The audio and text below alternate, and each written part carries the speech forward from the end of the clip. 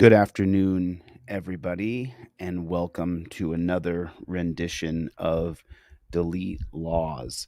Thank you guys so much for coming on this beautiful Saturday afternoon. Do me a favor, everybody. Hit the like button. It'll only take 2 seconds for you to hit that like button, if you would, please. And then hit down into the comment section OTVO. Overturn Terry versus Ohio. So the video we're going to go over today was put out 8 days ago by the Real News Network. 898,000 subscribers. I think this is a video that was sent in from one of Taya's subscribers over there at the Real News Network. As you guys can see already, I've already hit the like button. And then I'm going to come over here and I'm going to say, drop in love for the algorithm. Always drop a comment on your favorite creator's YouTube page so that they can get the credit they deserve for putting out some good content. So Taya here is going to break down, and what we're going to look at here today. Did everybody hit the like button? Did everybody hit the like button? Like button deployed. Has everybody hit the like button? And then what we're going to do is we're going to get into this video and we're going to talk today specifically about what detainment actually means. What does detainment mean? Where does that term come from, detainment? How come? Why is that a term? Where does that come from exactly? I'm not really sure where it comes. Oh shit. There goes a light. Sorry about that. But let's get into the video a little bit and let's see exactly what Taya is talking about so that we can see, so we can break down the examples of what detainment actually means. If you don't know what detainment means, then you might be a little bit confused. So let's jump right into this. Did everybody hit the like button? I mean, it just seems like every single day, day in and day out, YouTube is shadow banning this channel so badly, and there's nothing I can do about it. All I can do is educate y'all. So that's what I'm going to do. This is going to be how and why you're detained, what detainment means, where that comes from, and exactly what we can do about this term called detainment and the ridiculousness that detainment. Where does that come from? There's a couple questions for you. Where does the term detainment come from? Let's get into it. The story starts in Greenbrier, Arkansas, in a driveway, no less. That's where Sean Bresnahan had just pulled into his home, parked his car, and was looking Sean Bresnahan. under the hood to check his engine. And that's when police arrived almost immediately and began making accusations. Take a look. Our police department. I'm good. Reason I stopped you, your tags. Yeah, I got to get them took care of. I just got it running last night. Okay. It's been sitting parked for. Hey, those are Green Bravo been at Walmart for a minute. I got you. You got your driver's license with you? I don't have it on me. Okay. Do you have a driver's license? I do. Okay. What's your name? Sean Bresnahan. All right. You want to step back here with me? Let me get your name and stuff. See what's going on with it. So he says you want to step back here and get your name and stuff. I believe they're at the man's house, at Sean Bresnia's house. They're at his house. So do you want to step back here with me so I can get your name and stuff? They're in the man's driveway. They're in his driveway. That's what's happening. Back here with me. Let me get your name and stuff.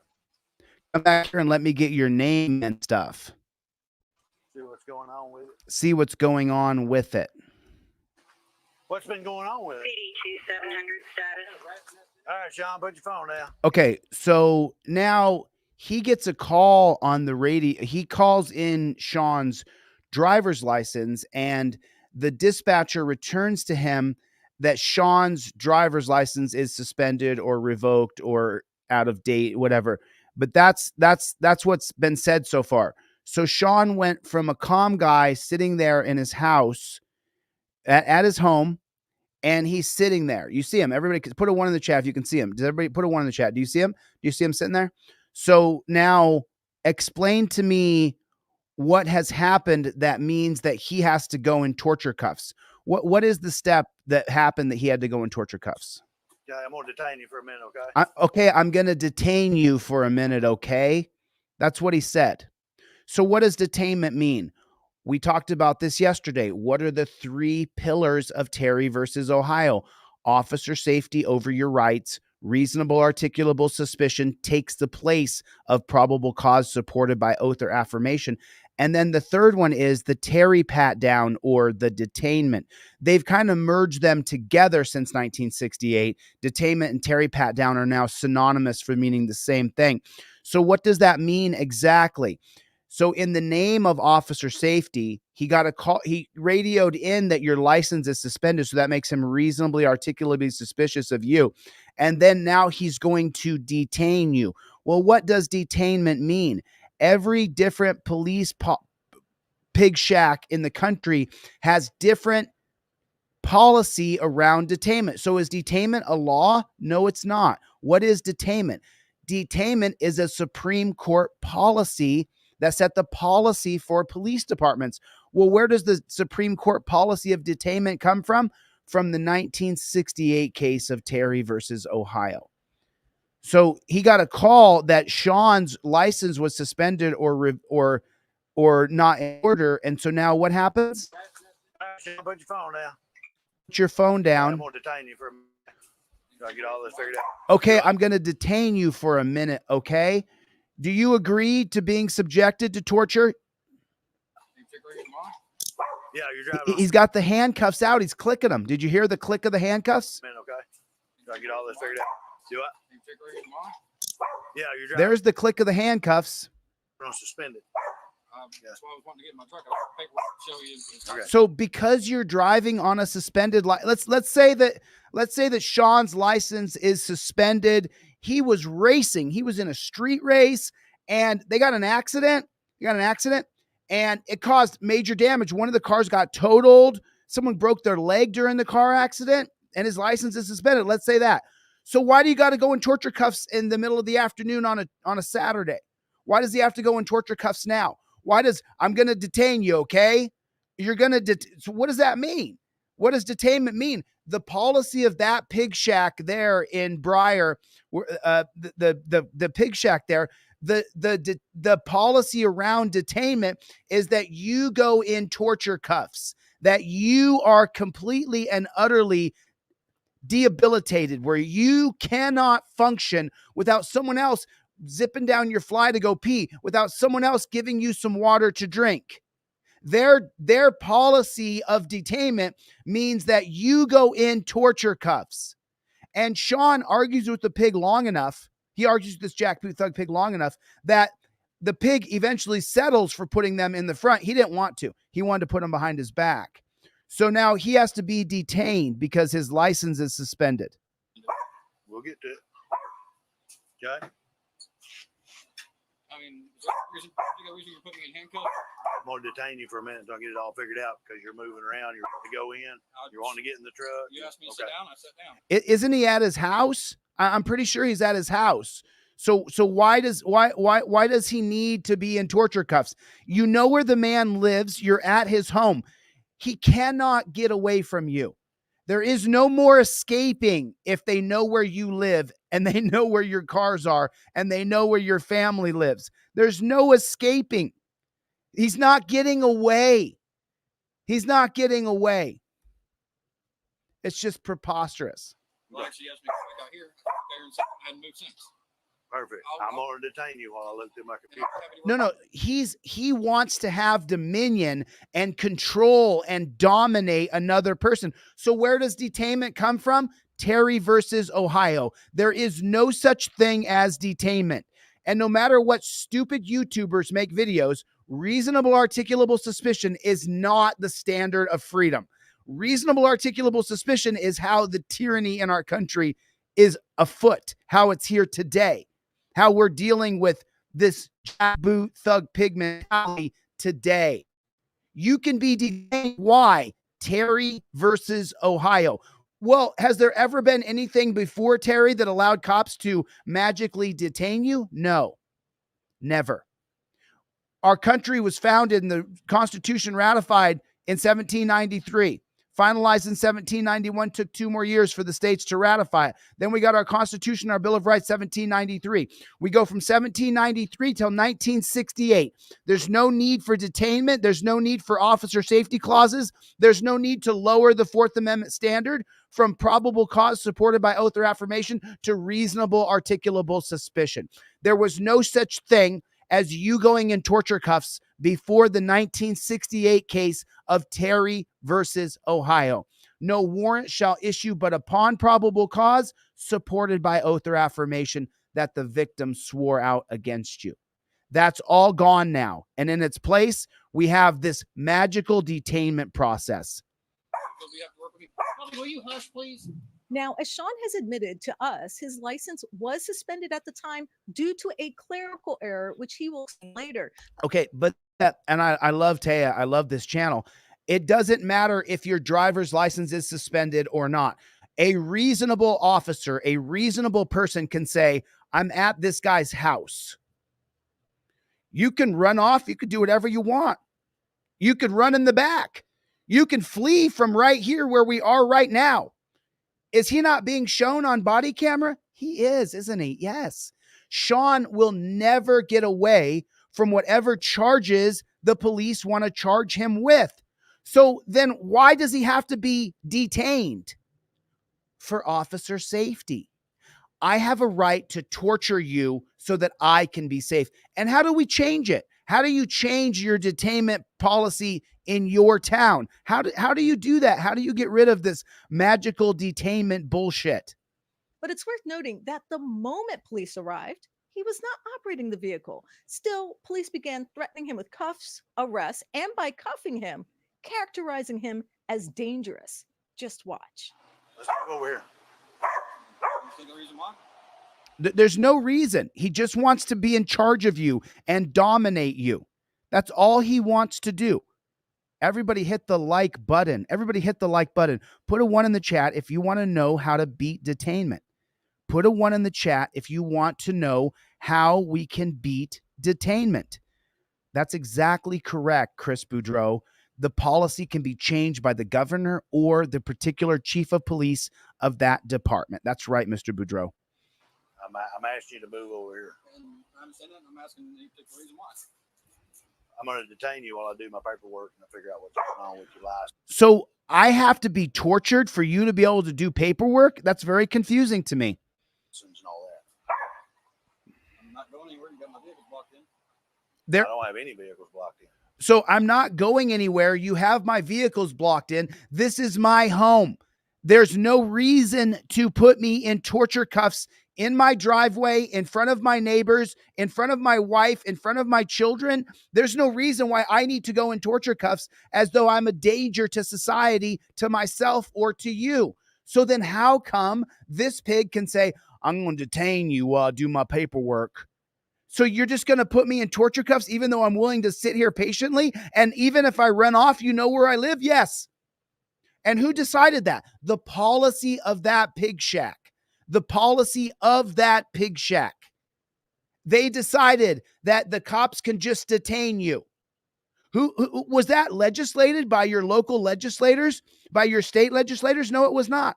So who created that? The Supreme Court did with Terry versus Ohio.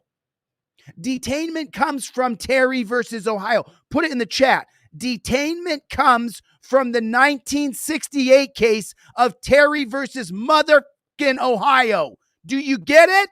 Do you get why I always say to you, put in the comment section, OTVO? Everything bad happens with Terry. They can walk up to you based on their reasonable suspicion. We saw the video yesterday. Why did you get up when you saw me? So me getting up is suspicious? Yes, according to the pig. Reasonable articulable suspicion is the baseline for tyrannical behavior by the government. Reasonable articulable suspicion is cancer, because the very next step for the cop being reasonably suspicious of you is detainment, which equals what? You go in torture cuffs. You get tortured. That's what happens to you. And who created the policy? The police did. Well, he's out me right now. What's going on? I'm going to put them in front of you. Okay. Okay? While we look at the stuff.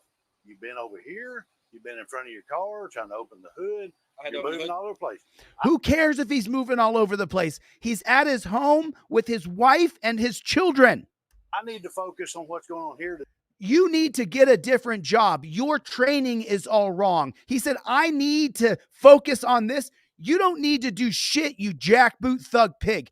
Write your ticket. Do whatever you got to do. Leave me and my family alone. Leave us alone. To decide whether you stay here or whether you go with me. I've been over here. Are you listening to this?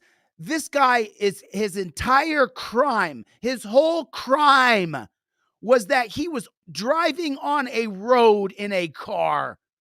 And listen to what the jackboot thug pig tells him his options are. Number one, you get tortured in torture cuffs. Number two, I kidnap you. Here, you've been in front of your car trying to open the hood. Look, he's got the, look. While we look at the stuff, you've been over here. You've been in front. There, he's got the torture cuffs right there. Take a look.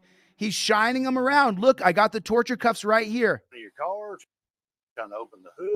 He's rattling those torture cuffs around as though he's his daddy. You're moving all over the place. I need to focus on what's going on here to decide whether you stay here or whether you go with me. I need to focus on what's going on here to decide whether or not you're going to get to live at your house or I'm going to kidnap you and take you to a dungeon. And this guy is a good guy. This pig, he is not. He's a bastard. He's a demon. The pig is a demon.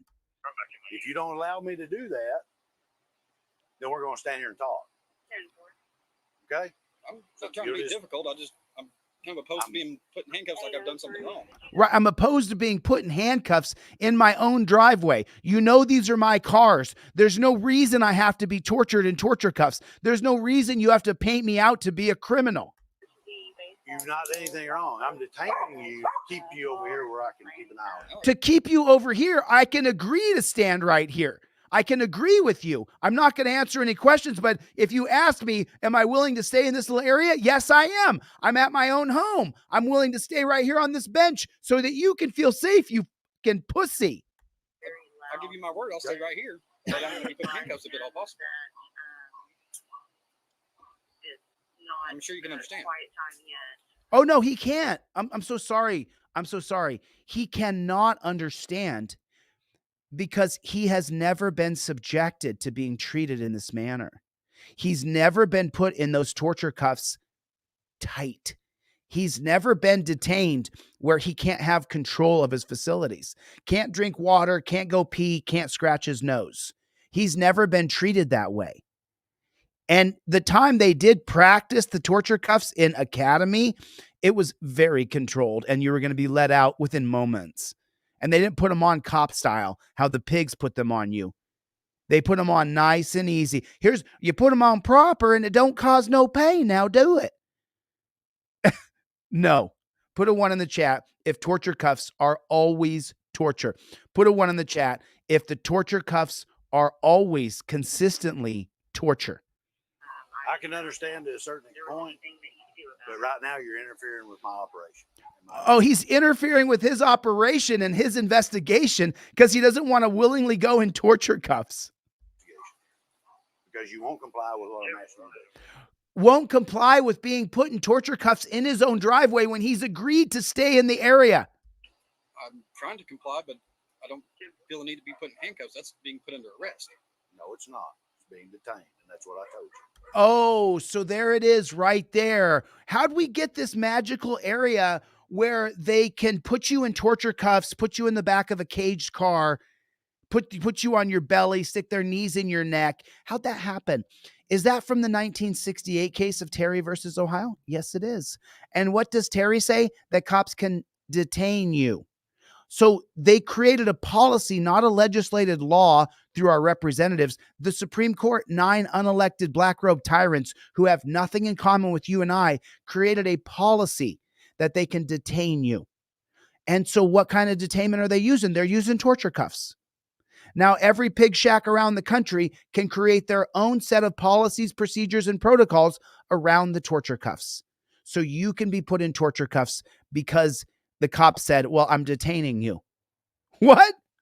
How did, and in the Supreme Court, In Terry versus Ohio, the Supreme Court personnel, the 9 unelected persons, one of them on the KKK, who has nothing in common with you and I, they're going back and forth with the lawyer from the government, Reuben Payne, and they say, so what are we talking about here? And he says it's simple semantic of words is all it is. It's just a word. These are word semantics. Detained, arrested, seized. It's just semantics. Really? This guy doesn't want to go in torture cuffs because it's not semantics. Being put in torture cuffs is always torture. It's embarrassing. It's humiliating. It's degrading. It's demeaning. It's everything bad that can happen to you is based on what? Is he putting him in torture cuffs based on qualified immunity? Is he? Does qualified immunity have anything to do with this guy being put in torture cuffs? No. Does detainment have anything to do with torture, with qualified immunity? No. Do torture cuffs have anything to do with qualified immunity? No.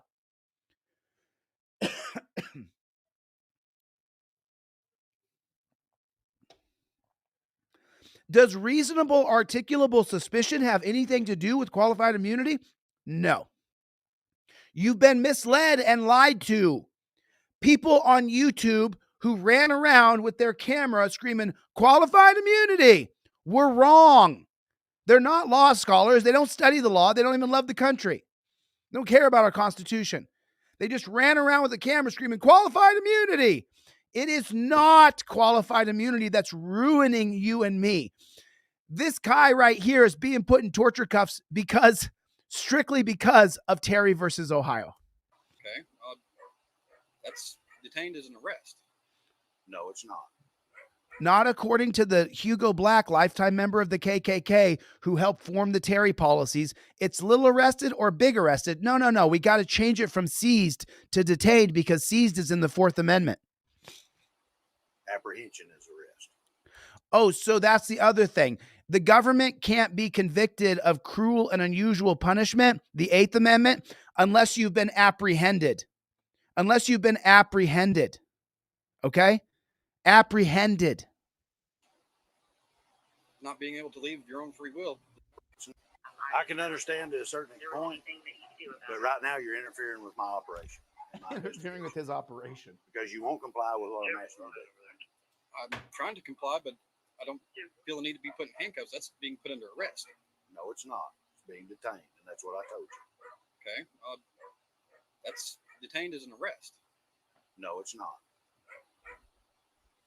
Apprehension is arrest. Not being able to leave of your own free will is arrest. You're being detained until I finish my investigation. That doesn't mean you're under arrest. Now, one thing you may notice as I did was how polite and compliant Sean was as You know, I absolutely love the Real News Network. You know, Taya, I don't know if you'll ever see this or not, but if you do, you know, you have such a gigantic audience. You have way more. It's called a true fan. There's a very popular concept called 1,000 true fans. You guys can look into it. And Taya has far more true fans than I do. I'm a relatively small channel compared to Taya. I wish Taya would cover Terry versus Ohio and Detainment. I wish she would. Taya, I wish she would break down that what we just heard right here, Taya. She kind of changes the subject, but I mean she's a great reporter. She's fantastic. I'm not knocking her in any way. I just wish she would expand her coverage a little bit. Listen. Because you won't comply with what I'm asking you to do. I'm trying to comply, but I don't feel the need to be put in handcuffs. That's being put under arrest. No, it's not. It's being detained, and that's what I told you. Okay. So the cop's a total dick. That's detained as an arrest. No, it's not. And where does that come from that if you're put in torture cuffs and forced against your will to be put in positions, your movement's been arrested, your body's been arrested, where does that come from that they can magically say that you're not really arrested? From Terry versus Ohio. Apprehension is arrest. You have to be literally arrested and taken down to the jail and charged. They can even take you down to the jail, not book you and say you were only detained. Not being able to leave of your own free will is arrest. You're being detained until I finish my investigation. So that's correct.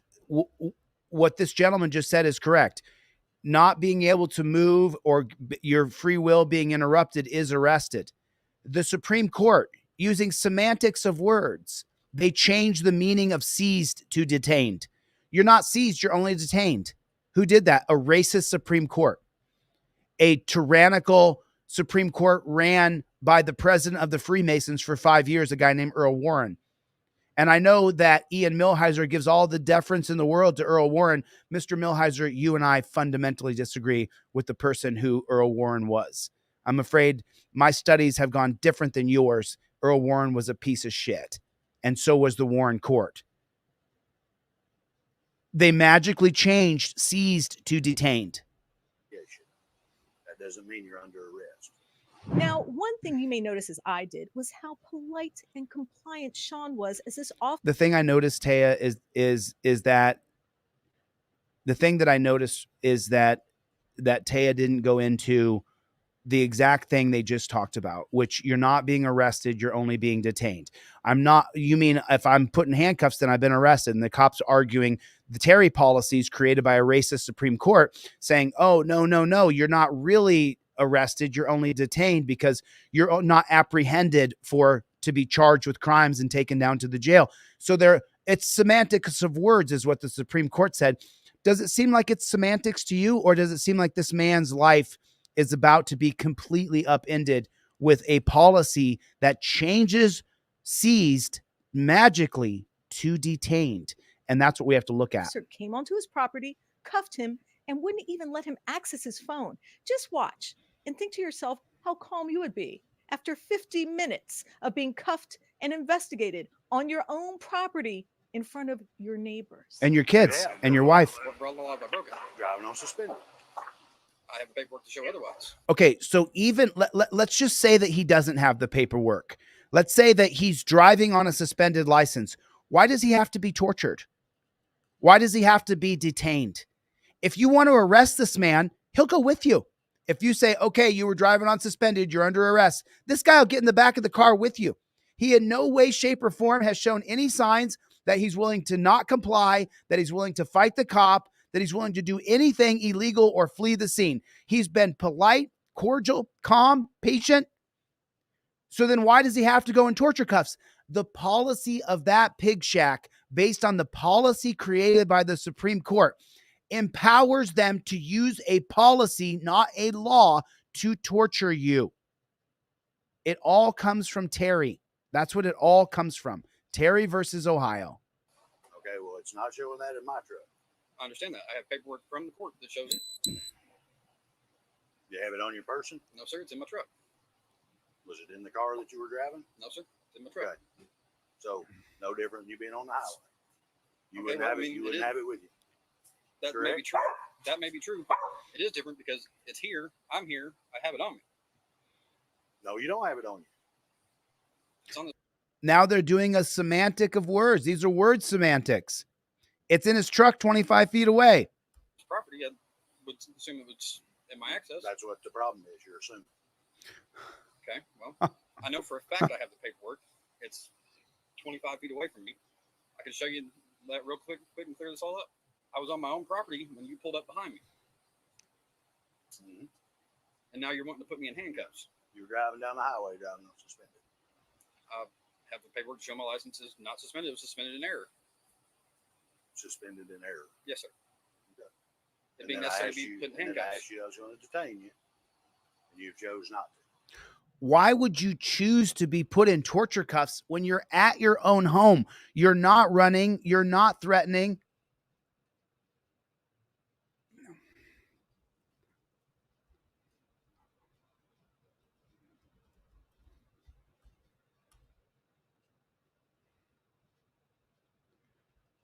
So unbelievable to me. So now you're interfering with governmental operations. Now, one of two ways, brother. You can go to jail, or you can be detained for a few minutes. Let me figure it out. If you need to detain me, that's what you need to do. Okay. I mean, that's the two options you got. Okay. You want to be detained for just a few minutes and come over here and let me deal with this? We can figure it out. Why do I need to come over there? I'm not trying So that I can ask you questions at the same time. I can't ask you questions walking up and down the. Yes, sir. I understand. That's why I house sat and stuff. down. That way you could ask me questions. Right. I'm not going to yell from my truck over here because you're sitting at your house. I'm going to detain you and I'm going to put you over here where I can talk to you. Correct. It's all word salad, all word salad word garbage. And I want to address what someone that Melvin Morris put in the comments over here. This officer is a demon. Mr. Morris, they're all demons, every one of them. Power corrupts, but absolute power corrupts absolutely. If you allow this pig to do these things under the guise of officer safety, detainment, and reasonable suspicion, if you give those powers to any person, you could fire every pig in the country. If you have the same policies, procedures, and protocols, then you'll get the same outcome, a tyrannical jackboot thug pig. Put that in the comment section, JBTP, jackboot thug pig. What a jackboot thug pig. Okay.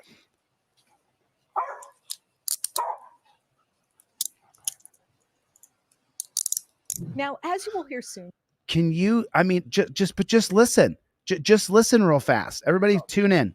Great. Okay.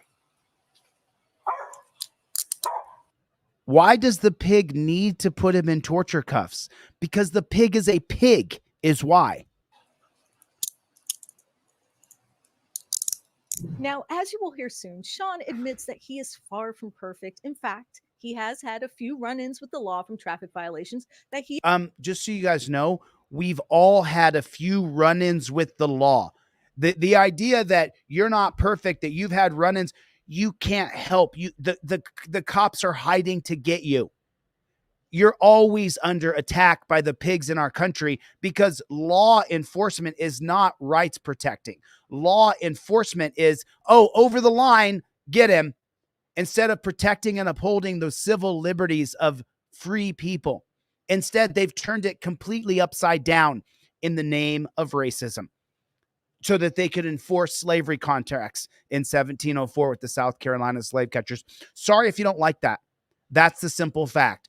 The entire idea of John Locke's theory of his social contract. John Locke wrote the social contract. We don't live under John Locke's. We live under Jean-Jacques Rousseau's. However, the social contract that was first established by Hobbes in his book Leviathan in 1580, something like that. In Leviathan, when Hobbes writes the social contract, he writes that the monarch, that the government is the sovereign. John Locke writes that no.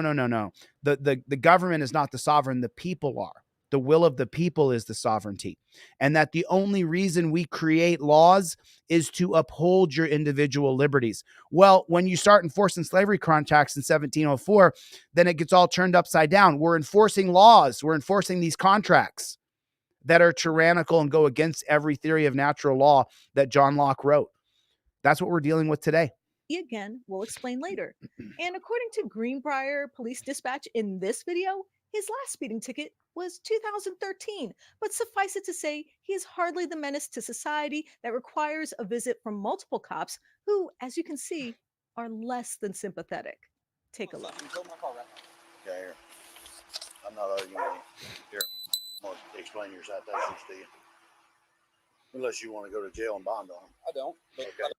Wow. And did you now? I wish Taya would release all the body cam footage so that we could see all of it, but she doesn't. I don't know what happened.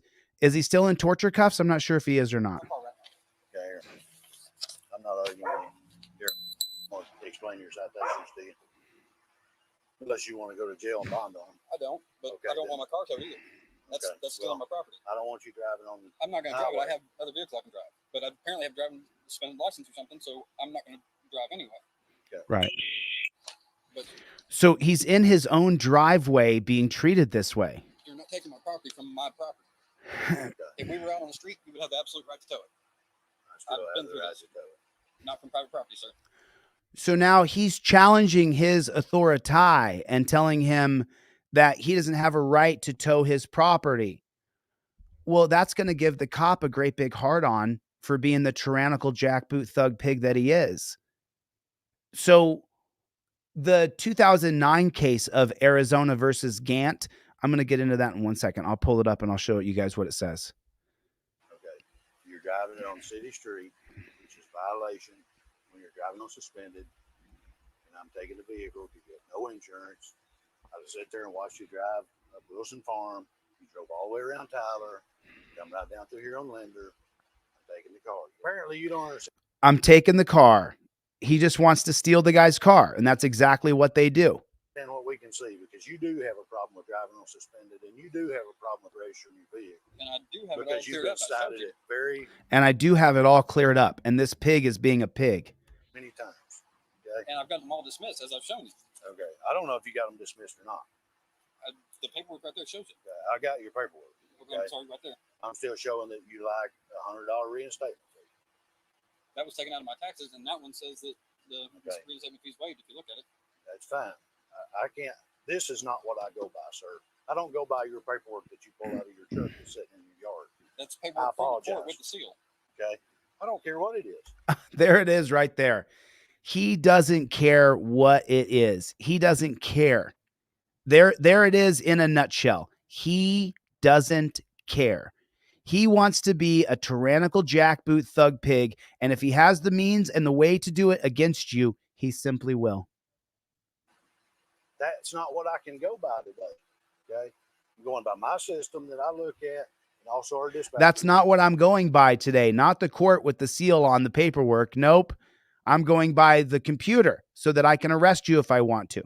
Looked at it as well to make sure I wasn't missing something. Now, this is the point where the idea about the underlying imperative of policing comes into play. The point of the story where we have to refer back to the whole idea we raised at the beginning of the show about what drives bad policing. Because cops at this point, along with cuffing and detaining Sean, decide to impound his car. I mean, and this once again, you know, Taya and the Real News Network is such a gigantic network. I mean, she's huge. I mean, her reporter friend, they're huge. I wish Taya would talk about what detainment actually, where it comes from and what it means. And so listen to what Taya said. Of the story where we have to refer back to the whole idea we raised at the beginning of the show. The whole idea raised at the beginning of the show is detainment. About what drives bad policing. What drives bad policing is Terry versus Ohio and detainment, reasonable articulable suspicion, and officer safety. That's what drives bad policing. You guys see it on my poster. Because cops at this point, along with cuffing and detaining. So how can they cuff and how can they detain when nobody is a danger to them?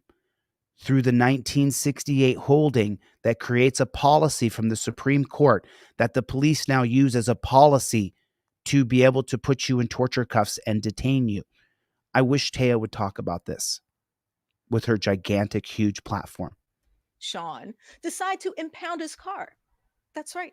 Even though he was upfront about the problems with his registration and had the paperwork to prove it, the police decided to take his property. Now, it's worth noting that this car was pretty much Sean's economic lifeblood and his pride and joy.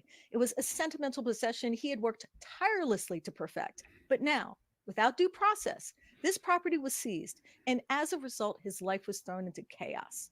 So can we verify that, Greg? Greg said that, excuse me. Greg said that Sean Brezon is in the chat, but can we verify that? Can we verify that it's Sean? Is there a way to, I'm looking through the chat right now. Anybody sees his profile, let me know. I don't see Sean in the chat, but I'll try to find him. If it's him, I'll send him a StreamYard link and we can have a conversation about it. I'm getting a lot of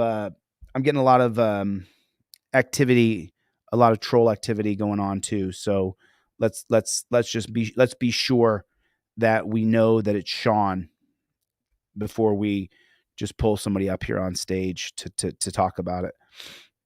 Can you verify that, Paul? Let's watch. 803. I'm fixing to call Chief right now. Hey, Sean, you don't want to give him the key to pull it up there? You recording this too, Lacey? Awesome. I am. Because then we'll subpoena your phone and it'll be gone for a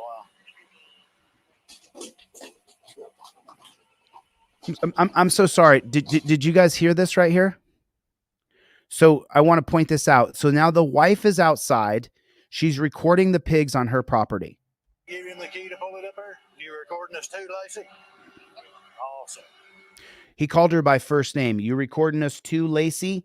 So that means that he knows her name. He knows who she is. I am. Because then we'll subpoena your phone and it'll be gone for a while.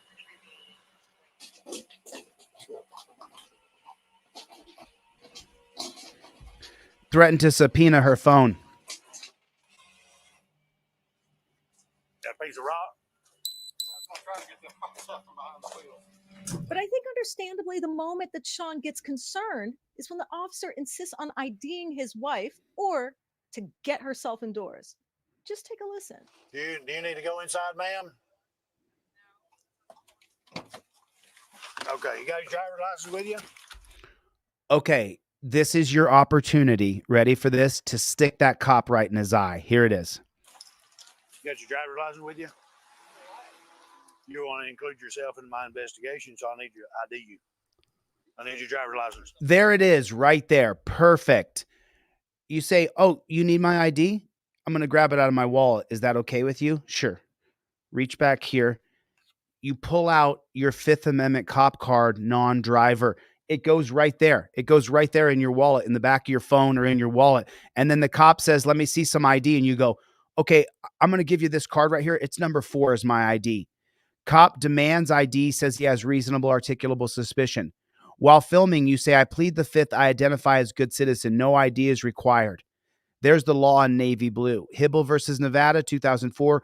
With reasonable articulable suspicion, citizen must state how they ID.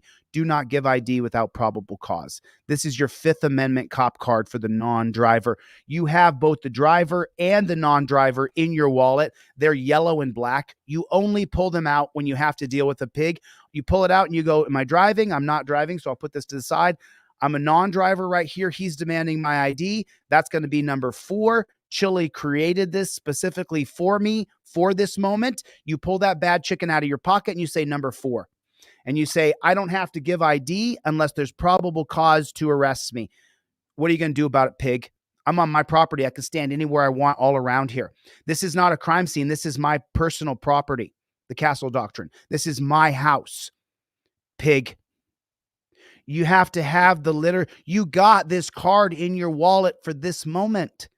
You have the card in your wallet, number 4 on the non-driver card for this exact. I dropped these down to $10. You get driver and non-driver both for $10. I mailed them out today. I mailed off like 80 yesterday. 80 cop cards were mailed off yesterday. 80. Do you know that? 80. And I still have 1,000 more in stock just sitting here. They don't do me any good sitting here. It's $10. It's $10 for the driver and the non-driver. If you can't afford it, just contact me. I'll have you cover the shipping and handling. I don't give a damn. You have to have the card in your pocket. He says he wants his ID. Cool. Here's my card.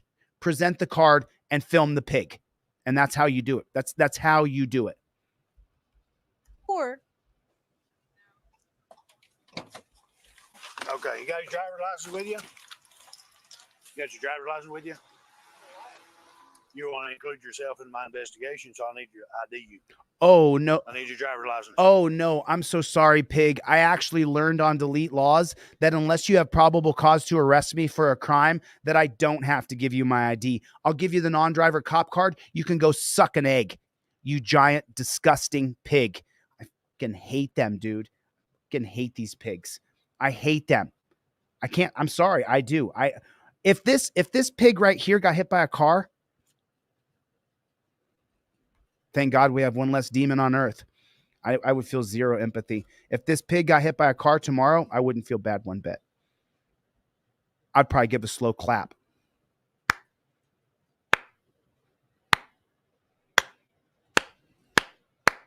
Let God sort him out. Because he's a demon. He came to earth a demon. Let him go to hell. Let him burn in hell. She just said she didn't want to go inside, so she's involving herself here. No. She has every right not to go inside. I'm not arguing. Need your driver's license. No. You pull out your Fifth Amendment cop card and you say, I'm not giving you my driver's license. I'm giving you this. And it's on film, you dumb pig. Go ahead and arrest me off my own property after I showed you the law. I showed the law on camera, and I state I identify as a good citizen. Now your reasonable articulable suspicion is all wrapped up.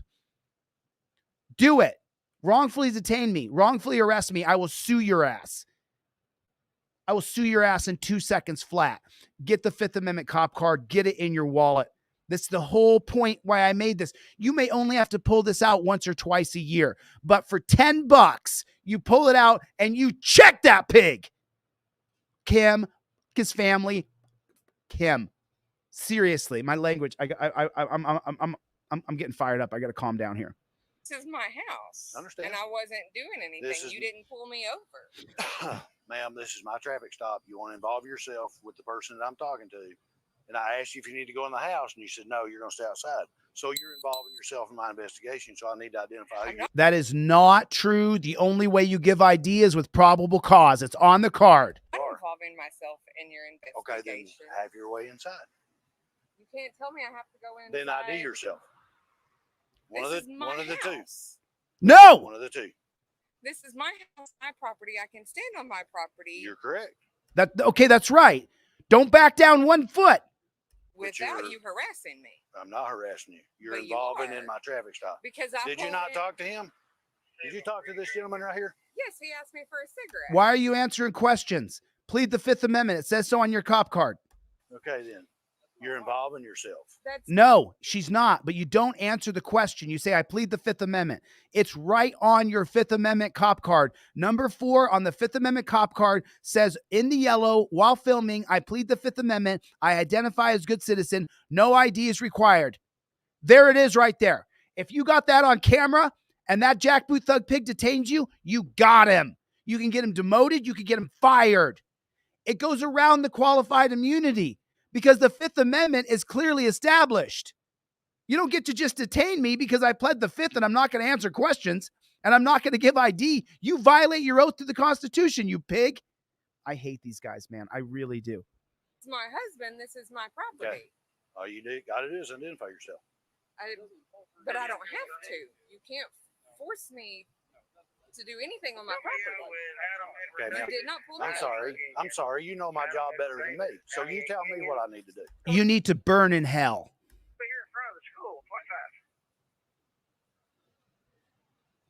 I'll step off of my property. No, no, no, no, no, no, no. You stay on your property. You plant your feet and you say, I'm not moving a single inch from right here. You can go yourself and your dog and your mother. You can suck my finger. You can.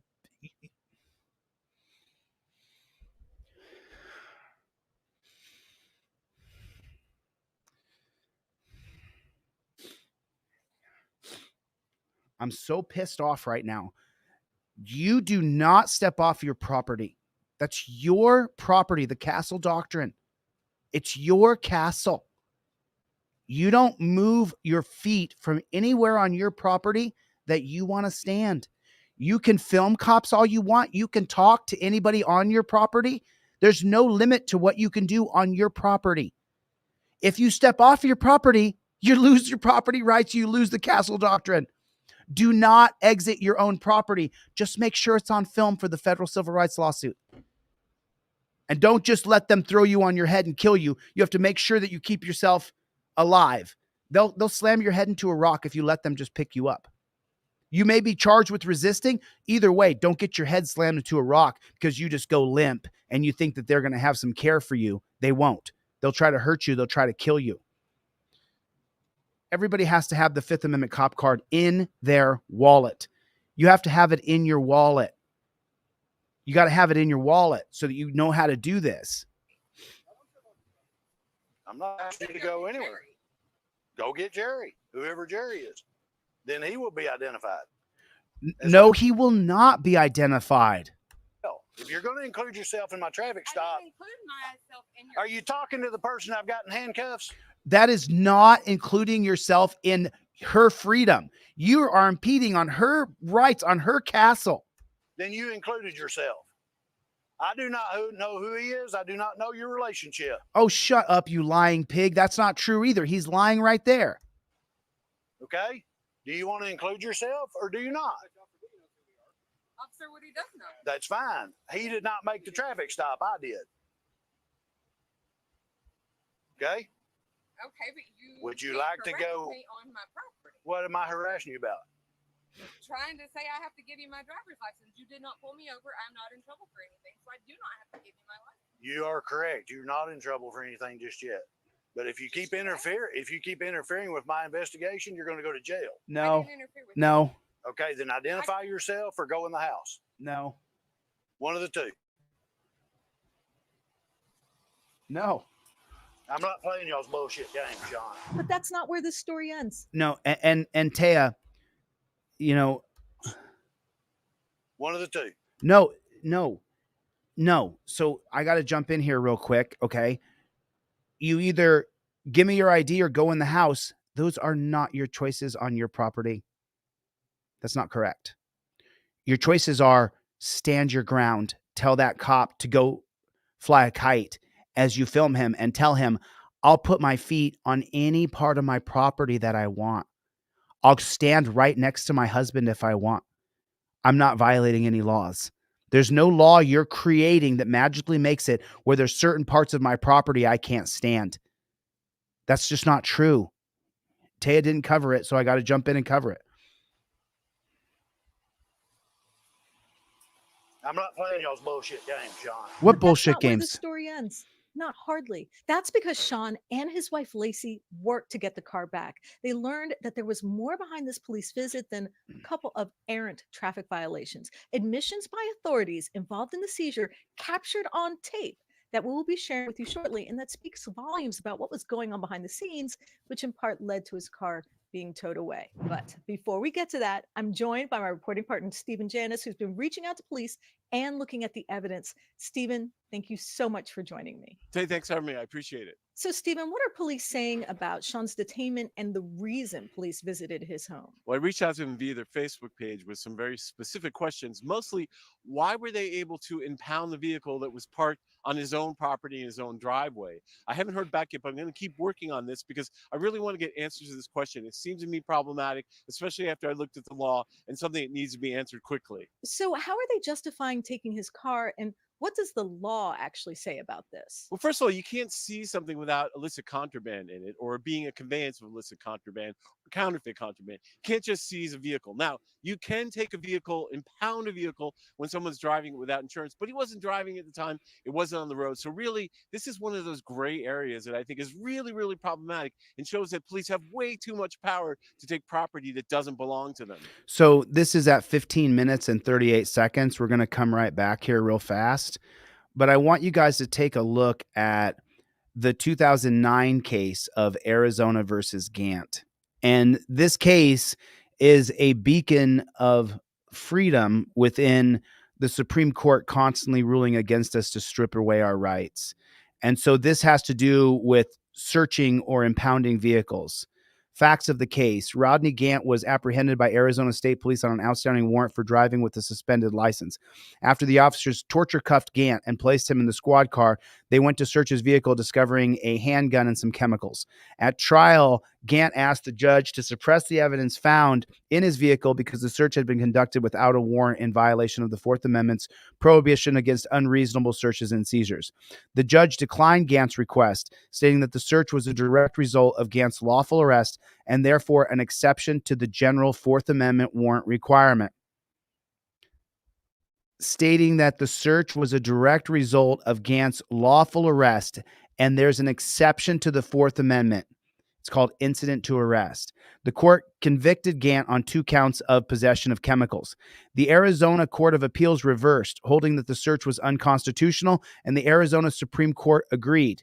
So now you have the Arizona Supreme Court for the state of Arizona saying that's an unconstitutional. The Supreme Court stated that the exception to the Fourth Amendment warrant requirement must be justified by concerns for officer safety or evidence preservation. So the exception to the Fourth Amendment is Terry versus Ohio. I want you to read that and see that. The exception is they created Terry versus Ohio. That's what I'm trying to explain to you. It's all about Terry. Because Gant left his vehicle voluntarily, the court explained the search was not directly linked to the arrest and therefore violated the Fourth Amendment.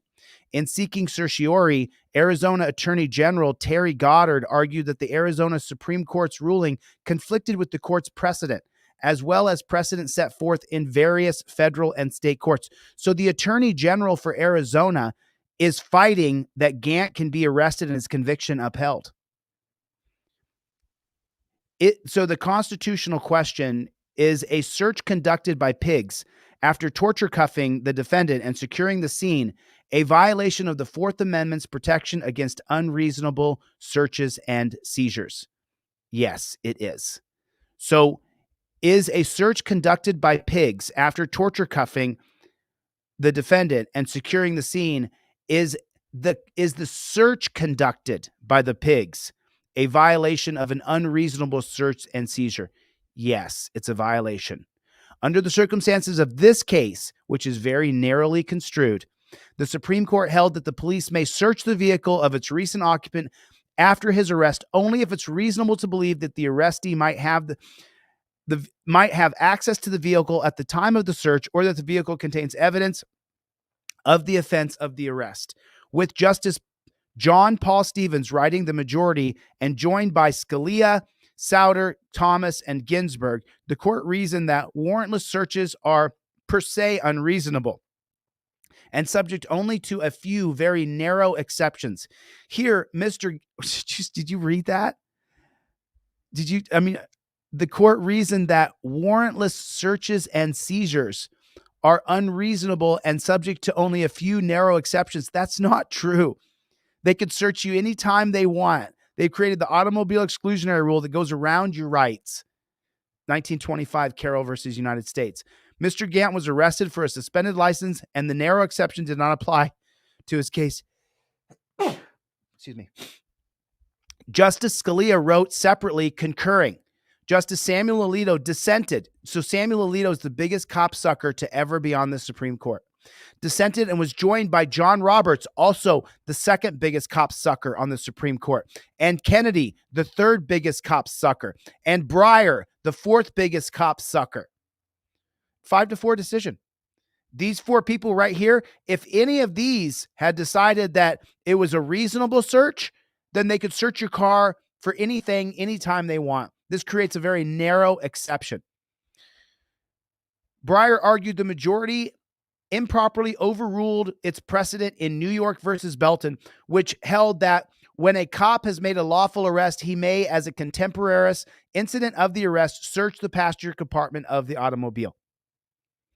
Breyer also wrote in a separate dissenting opinion where he lamented that the court could not create a new governing rule. But that's exactly what they do. That's exactly what they do. That's how they do it. That's how they roll. The Supreme Court is our enemy, our absolute enemy. The enemy of freedom, the enemy of justice is the Supreme Court. I want you guys to understand that. I want you guys to get it. How many links does it take to get to the center of a copsy pop? That's hilarious.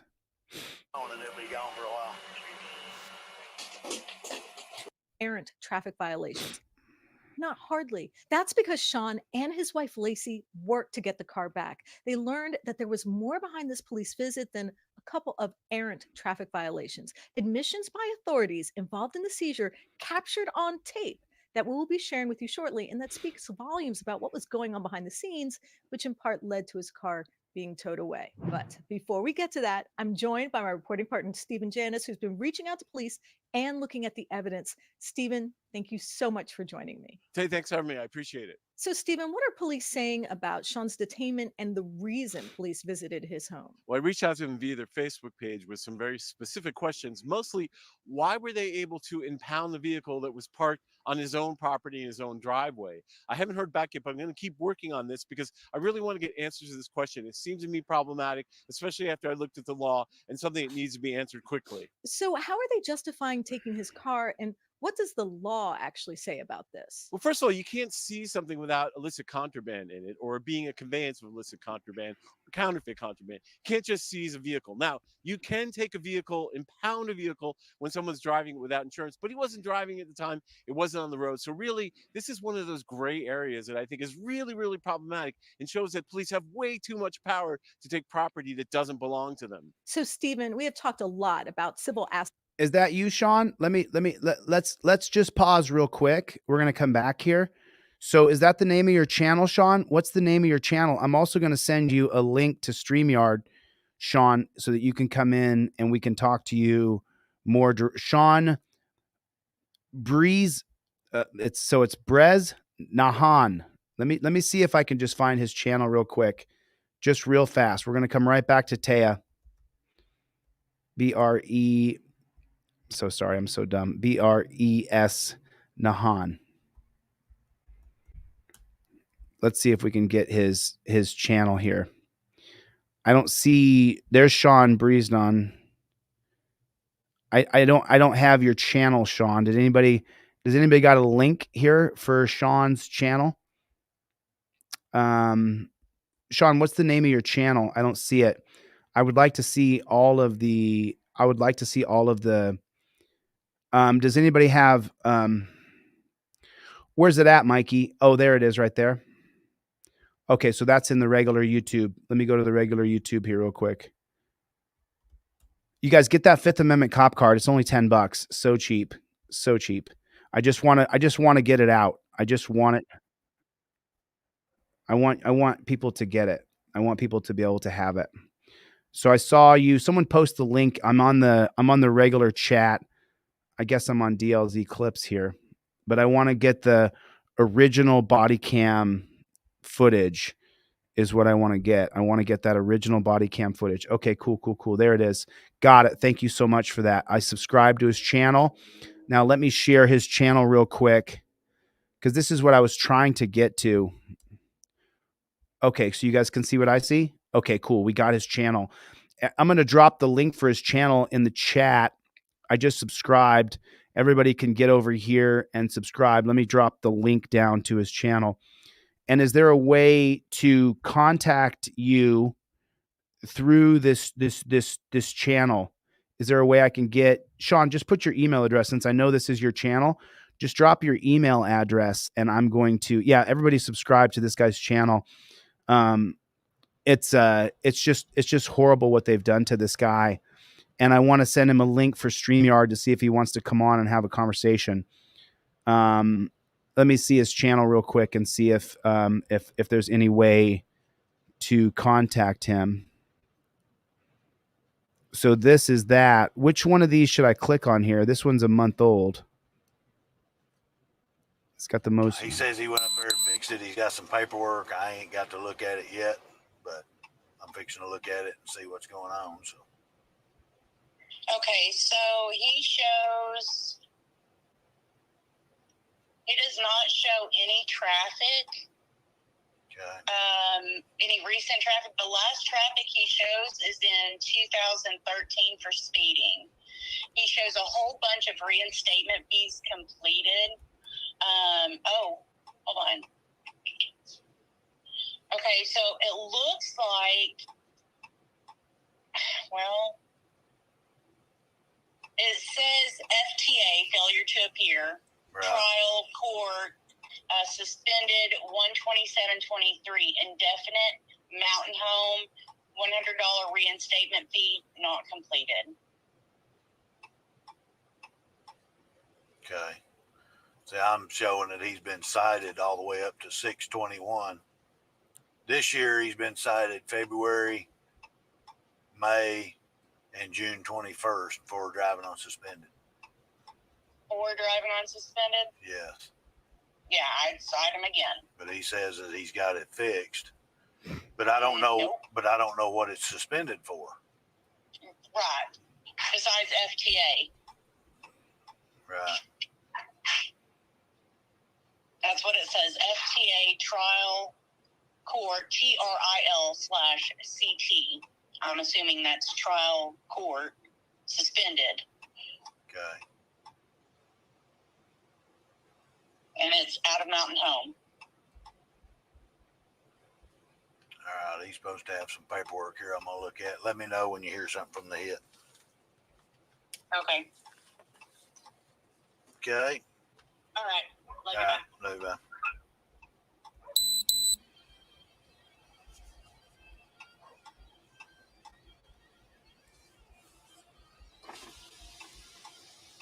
What you got, Bo? So the top page is showing the license reinstatement. And then the third page shows where the failure to appear was dismissed. So he's showing him the license reinstatement and the failure to appear was dismissed.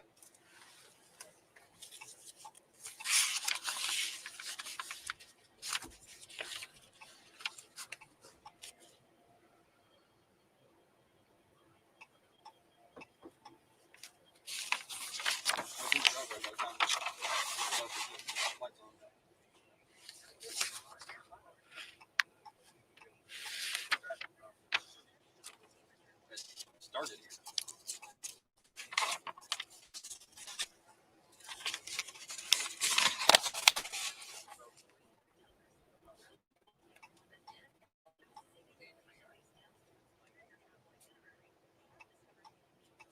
Cigarette?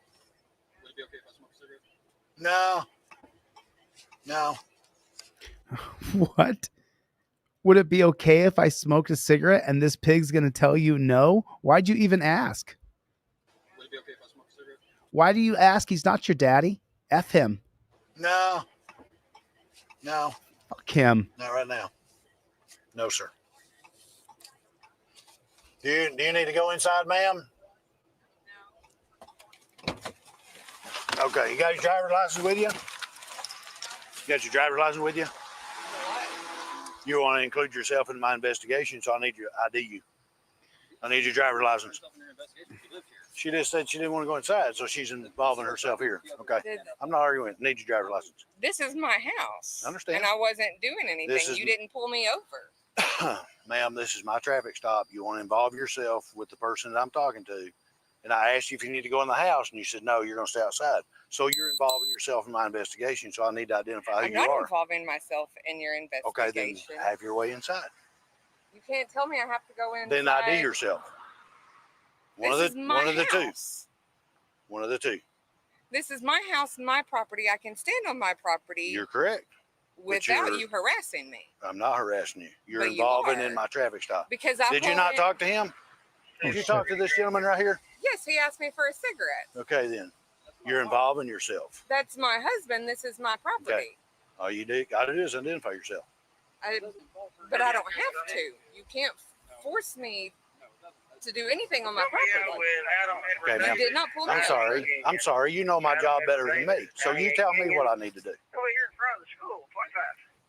She needs to pull out her Fifth Amendment cop card right then and there on the non-driver and put number 4 right in his face that says, I don't have to give you my ID without probable cause. That's why I made this. That's why I dropped it down to $10. Sean, if you're still watching, I'm going to send you and your wife. Both of you guys are going to get a Fifth Amendment set of cop cards. Sean, I'm also going to send you in the mail 2 trifolds, one for you and one for your wife that says I invoke my Fifth Amendment right. So Sean, I need you to reach out to me so I can send you 2 Fifth Amendment cop cards and 2 trifolds. With the broccoli wad rubber band, I'll be including the broccoli wad rubber band in your order, Sean, and it's 100% for free. I'm going to cover this for you, Sean, because I can't stand watching what's happening to you. Every second I watch this, I get more upset and more upset.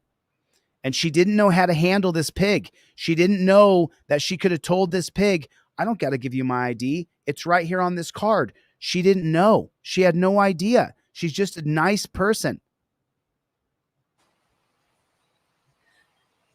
I'll step off of my property. I'm not asking you to go anywhere. Jerry. Go get Jerry, whoever Jerry is.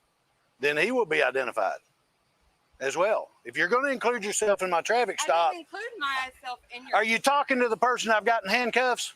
Then you included yourself. I do not know who he is. You're wrong, pig. It's called the castle doctrine. You're dead wrong. He's lying to her. I do not know your relationship. Okay? Do you want to include yourself or do you not? Officer Woody does know. That's fine. He did not make the traffic stop. I did.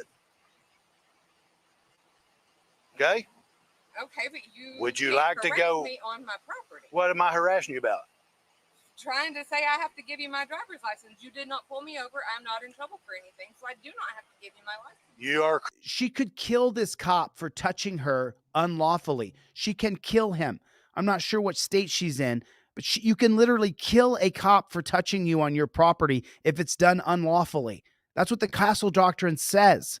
correct. You're not in trouble for anything just yet. But if you keep interfering with my investigation, you're going to go to jail. I didn't interfere For what? with anything. Okay, then identify yourself or go in the house. One of the two. I'm not playing y'all's bullshit game, Sean.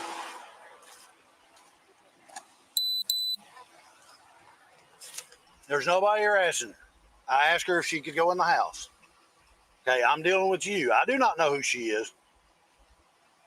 That's why I want to identify her. If she wants to stay out here and talk to you. There's nothing harassing about that. You're ordering her around when you don't have the authority to order her around at this point because she's not being detained. She's not got anything to do with this. I can ask her not to be involved in my traffic stop. If she wants to involve herself, then she has to ID herself. No, that is not true. That is fundamentally a total, complete lie. That is such a lie. That is such a lie. I literally just want to grab him by his face and do one of these and put a fish hook in and rip his cheek off for lying. He's lying. You do not have to give a cop your ID on your property. You're allowed to stand anywhere you want. He's not under arrest. The cop is lying. He's lying. Absolutely lying. Okay? If she wants to go in the house, she's free to go in the house. Very simple. No, she doesn't have to ID. She can stand for Sean's wife. What I often do, just so you know, is I walk up and I'll just tap right on the car. I'll take my finger and I'll just tap right on the car. You talking about my car right here, Copper? This is my car right here. I'll just tap on it right here. This is my car. There's a reasonableness standard of why you can be arrested under the Fourth Amendment. You can't arrest me for tapping on public property. I push their limit to see if they'll arrest me for tapping on the hood of the car, or on the windshield of the car, or right on the window of the car. It would be an unreasonable seizure, and I would sue that jackboot thug pig. You can't arrest me because I tapped on your car, especially if I'm on my property and you're involved yourself with my wife. So not only that, she could stand right next to his car door. It's her property. That's the whole point of private property as defined in the social contract by Jean-Jacques Rousseau, as defined by the social contract, that your property is yours and the government can't come on your property and infringe on your rights. That's the whole essence of the social contract.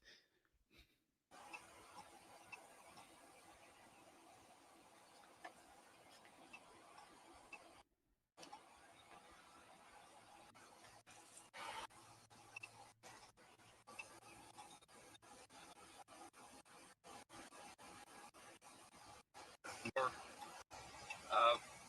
only thing I've got is one that's, I think, old in the car. Because it ain't been drove in months.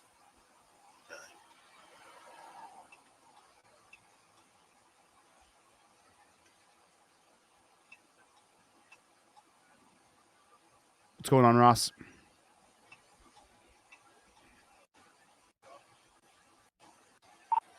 State 11, I have that response when ready.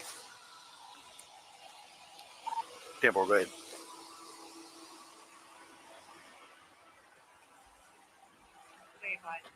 Is valid, but are unable to pick up at this time. They will leave it active.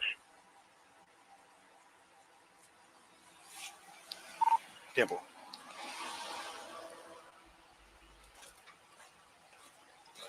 Okay, they're not going to come get you on the warrant, okay, bub? Okay. So at least you don't have to go nowhere. They're not going to come get you on the warrant. Why would they? Why does he need to go to jail? Isn't it just a ticket for a driving infraction? So why does he need to be arrested? Clinton. Out of Clinton PD. Okay, So give them a call. yeah, they're gonna leave it. They're gonna leave it active. So make sure you call them and get it taken care of. Okay. Yeah, I'll give them a call Oh, you're such a nice pig. Thank God for you, pig. in the morning and see what's going on with that. Okay.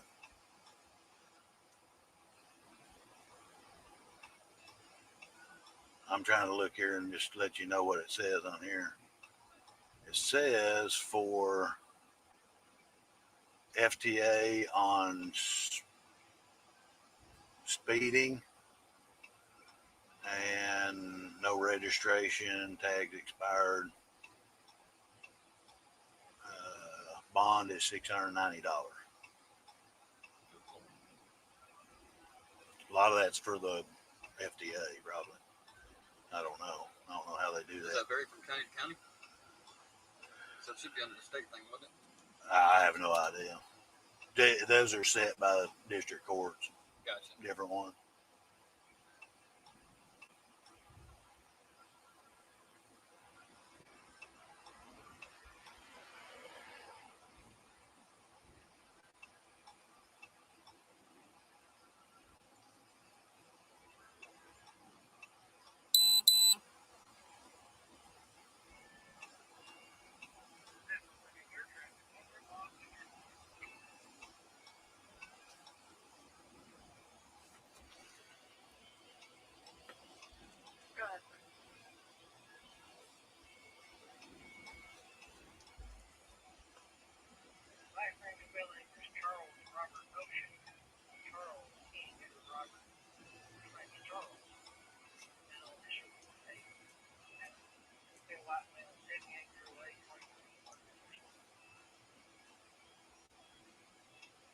Give me the date of birth one more time. 1978.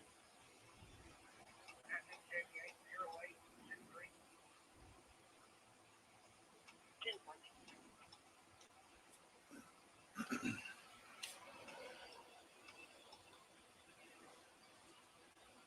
Maybe if you don't mind, I'll pull off my body line.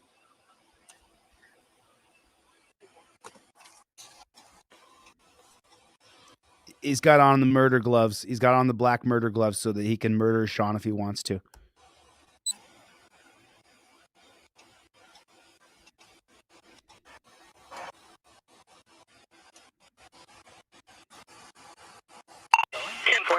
Yes, sir. For what? Driving unsuspended, no insurance, no registration. My car's on private property. You can't tow it. It wasn't when I seen the violation, sir. Well, it was when you initiated. If you didn't initiate the stop, I was going to stop. I'm private property. You have no authority to tow my car. Talk to the judge. No.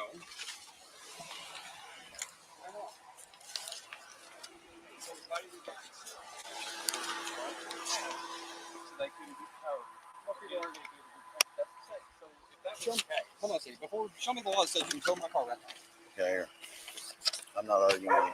Here, I'm going to explain your citations to you. Unless you want to go to jail and bond on them. I don't, but Okay, I don't then. want my car towed either. That's still on my property. I don't want you driving on. I'm not going to drive it. I highway. have other vehicles I can drive, but I apparently have driving suspended license or something, so I'm not going to drive anyway. Okay. But you're not taking my property from my property. Okay. If we were out on the street, you would have the absolute right to tow it. I still I've have been the through right this. to tow it. Not from private property, sir. Okay. You're driving it on city street, which is violation when you're driving on suspended. And I'm taking the vehicle to get no insurance. I just sit there and watch you drive up Wilson Farm. You drove all the way around Tyler.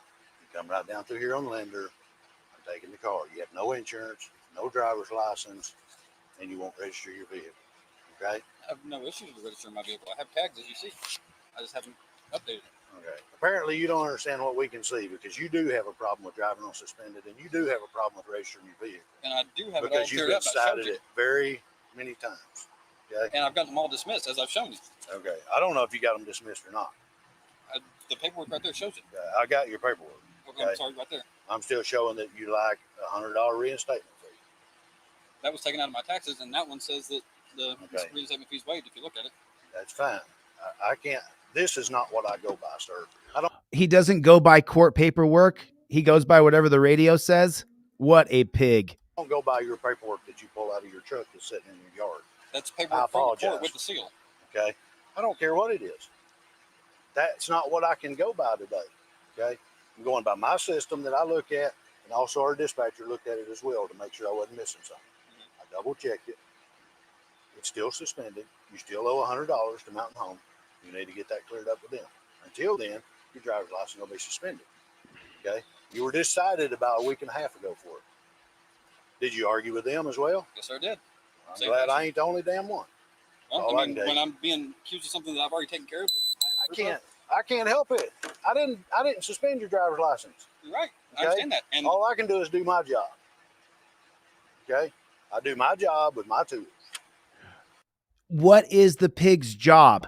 A pig's job is to uphold our civil liberties. The reason laws are created, as written by John Locke, the founder of natural law, the reason why laws are created is to ensure the liberty of individuals in that society.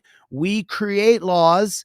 The idea of creating a law is so that your personal liberty will not be violated by another person. We create a speed law at the street.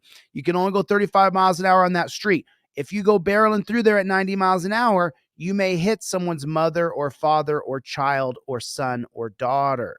So we created a law to protect the individual liberty. Your right to life is protected by creating a 35 mile an hour speed limit. That's why there's a speed limit, so that you don't run someone's mother over or someone's daughter over. That's why we have speed limits. The reason why laws are created is to uphold your civil liberties. And what does he say right here? Let's listen. Help it. I didn't suspend your driver's license. you're right. I Okay? understand that. And All I can do is do my job. Which is what? Okay? His job is to uphold your individual liberties. If there's a court document that has a court seal on it that says, my license is not suspended, I don't have a warrant, it's his job to do everything he can to uphold the individual liberties of Sean. I do my job with my tools. Okay? I don't have any He believes his job is law enforcing. choice. That's what I'm provided. No, that's not true. And you're more than welcome to bring this to court on the court date. And if they decide that it's not suspended, I'm more than happy for them to take care of it or do whatever they can do for you and help you. I don't have a problem with that. But today it tells me it's suspended. okay, well, if it's not suspended, Okay. who's going to pay for my car being impounded when it's already on Nobody. private property? Nobody. You So- will. so Because you I- have no insurance and you won't register the vehicle. Driving on suspended is not the only problem. You got 3 problems. And you won't learn your lesson because you've been cited a number of times.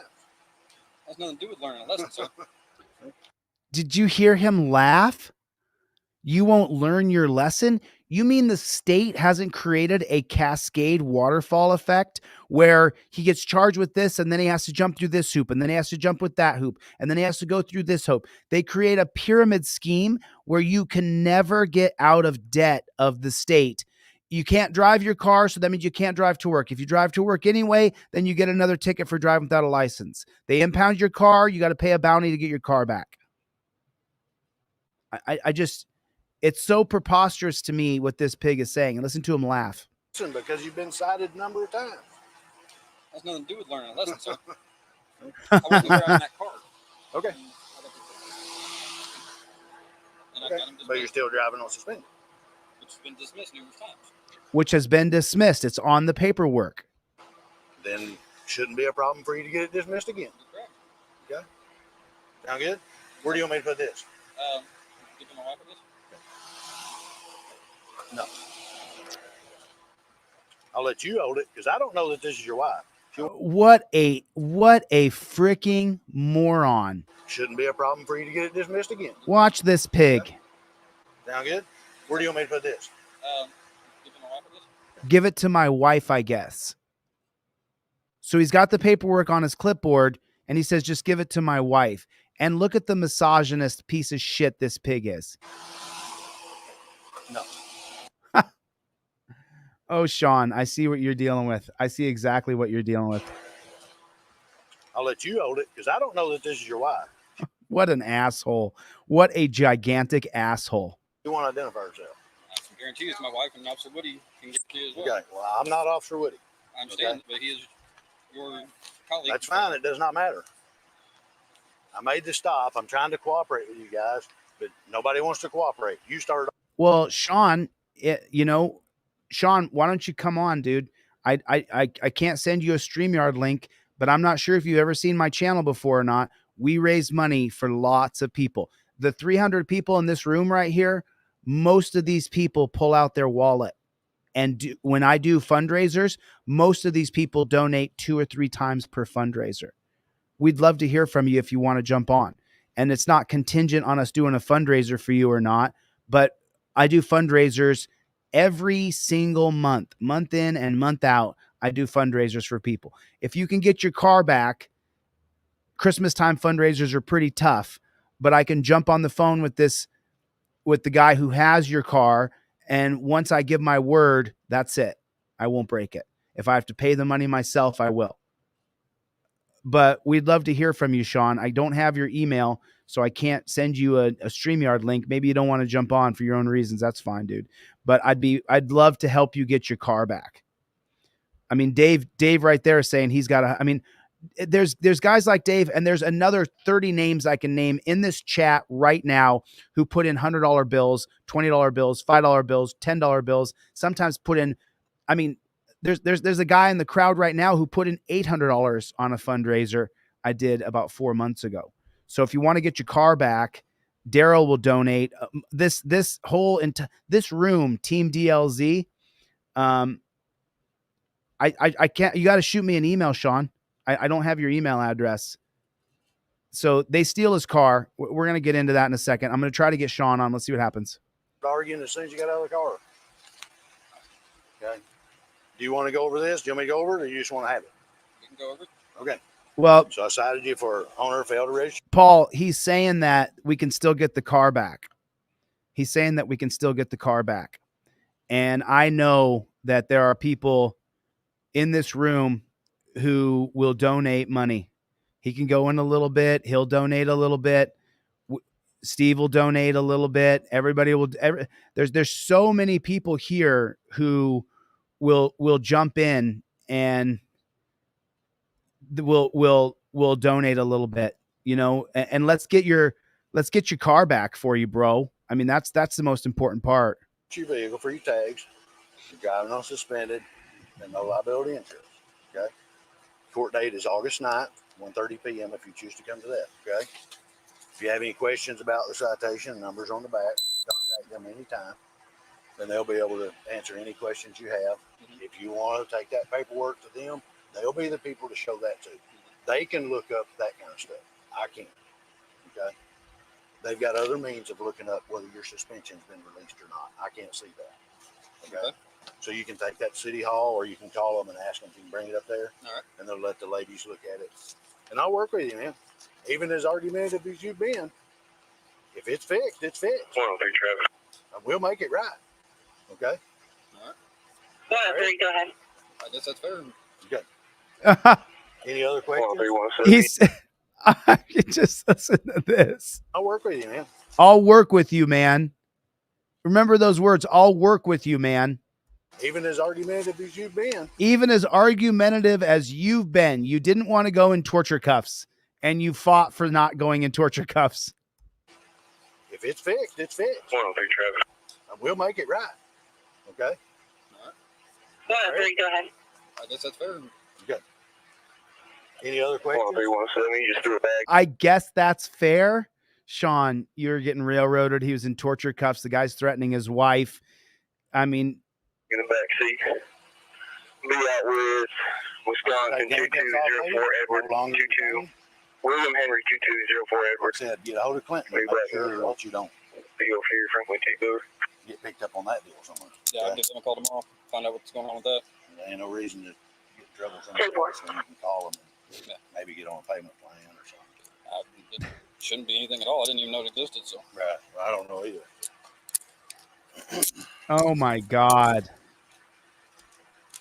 Okay, here's your citation, and we're going to stand by an inventory of the vehicle waiting on a tow truck. Okay.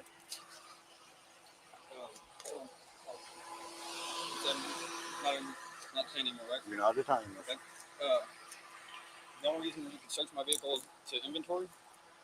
inventory to. Just if y'all were taking possession of it. The tow company is supposedly taking possession of it, and it's on my private property. Yeah. I don't authorize y'all to search my vehicle. You don't have to. Search my property. You don't have to. Actually, you do have to have my consent to search. No, I don't. I'm Yes, towing you the do. vehicle and I have to inventory it. Okay. Well, you're telling me You're not telling me. You're not telling me how to do my job, Sean. So, Either shut up or go in the house or go to jail. excuse me, sir. Okay. You've got a couple options. You can go in the house. You can go to jail. You've been here. 50 minutes and 24 seconds in the 1976 case of South Dakota versus Opperman. South Dakota versus Opperman in 1976. Let me show you exactly what that case says.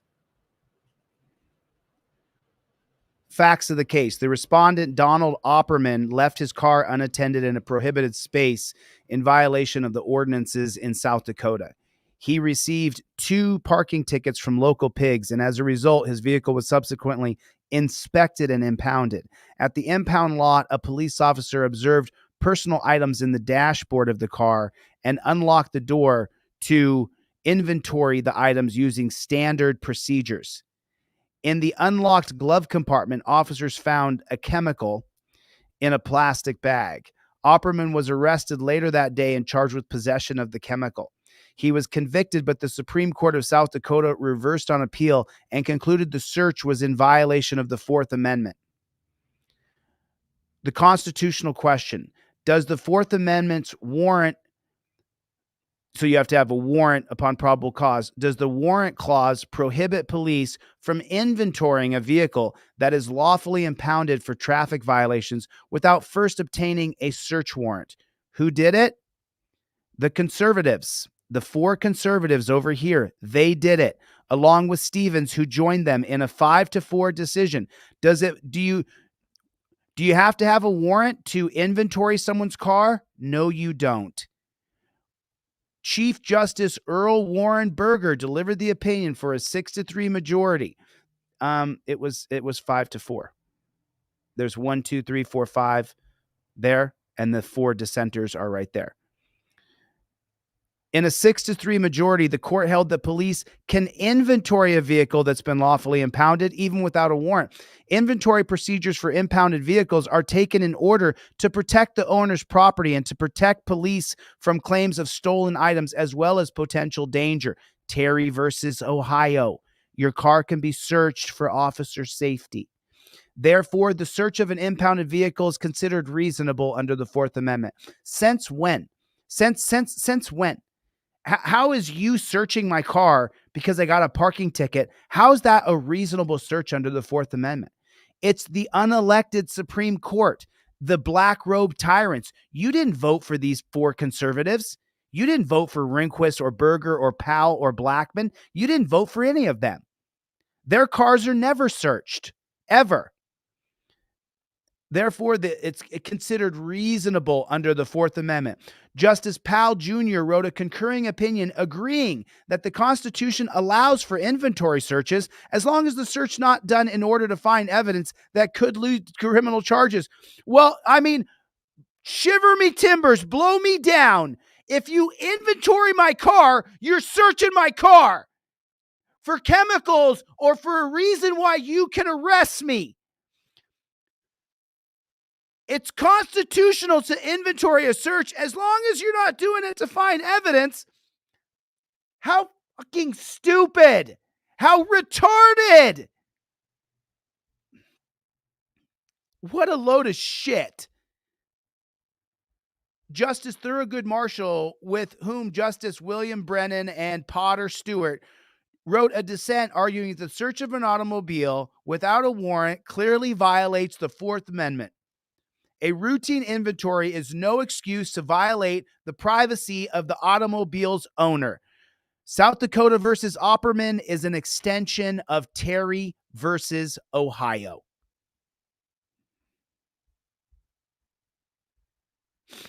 You don't have to. You don't have to. Actually, you do have to have my consent to search. No, I don't. South Dakota versus Opperman. He's not searching, he's inventorying. Towing the vehicle and I have to inventory it. Okay. Well, And he even used the proper words. You're not telling me how to do my job, Sean. So, Either shut up or go in the house or go to jail. No. Someone needs to tell you how to do your job, you pig. excuse me, sir. Okay, you've got a couple options. You can go in the house or you can go to jail. That's not true. You don't have to go in the house. You've been interfering with me the whole time I've been here. You've been interfering with me? Pretty much you've done whatever you want, pig. And I have not arrested you yet for interfering with governmental operations. I have not But you're arrested really you close. yet. Can you stand here and keep your mouth shut and let me do my job? Stop interfering with me. I'm asking you this last time. I'll step over here. I'm asking you this last time. I apologize. I'll step over here. Thank you. I have a question. Yes, ma'am.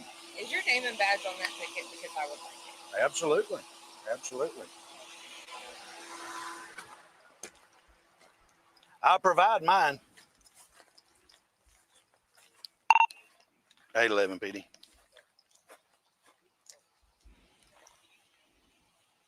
811, go ahead. License plate check, please.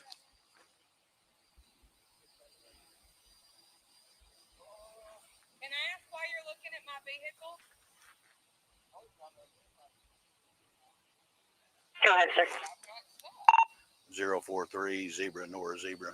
043 Zebra North Zebra.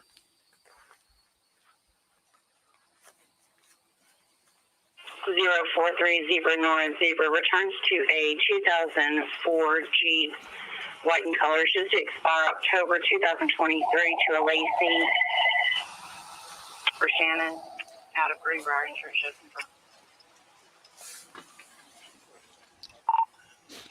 10-4, when you're not busy, can you QNF the RO, please? 10-4. You need my card? Yeah, that'd be great. I'll swap with you. I'll swap with you. Yeah, that'd be great. I'll swap with you. So he still wants her ID. She should have given him the Fifth Amendment cop card. That's what I figured. You just want to be hard to deal with. You're just a piece of shit. No, you didn't have a reason to run my car. I did nothing wrong. You don't have me on a traffic stop. You are correct. But you can go to jail for interfering with my investigation. I'm not What a pig. This guy's such a pig. interfering with anything. I'm asking You why have. you're running my vehicle. Yeah, because you want to identify yourself. I don't You keep have to. asking to get involved in my investigation, and he keeps asking for you to get involved in my investigation, but you won't ID yourself. I don't have to. I'm not in trouble. You're not detained. Okay. You're right. I forgot. You know the law. You're a law I enforcement. do know. No. There's no such thing as law enforcement. They all sign a peace officer certificate and magically become a law enforcer after they graduate from peace officer school so they can be an enforcer because they're beta males. I'm just going to detain you while I do my paperwork. Who the fuck are you, bro? I forgot. Is your name Steve?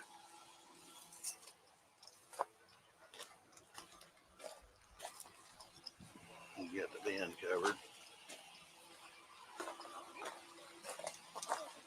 103 PD.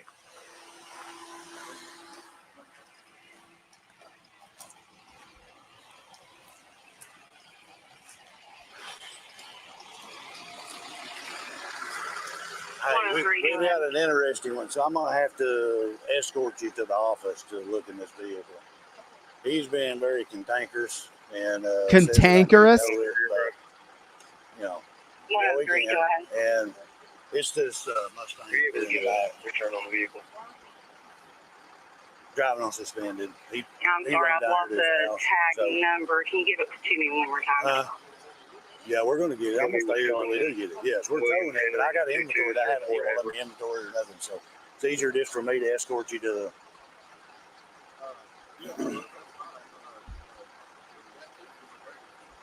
I don't know just yet. Hopefully they'll cooperate enough to give us some keys. But, all right, let me see what we can do.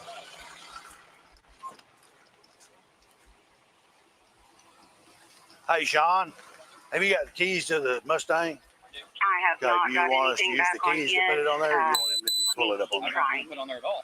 That was Okay, I William understand that, Henry but we're past that point. It is going to be 2204 put on there. Edward, I'm just trying not to get it torn up, okay? I still don't no understand what need, statute or man. law You're good. says you can take my vehicle. Okay, I'm not arguing with that. I'm Right now. not trying to argue. I'm asking for verification. You have to Do you want us to give us the keys, or do you not? I don't want to give you all my keys now. Okay, that's fine. Then we'll get out of the way and we'll let him jerk it up. The guy's such a dick. This pig is such a dick.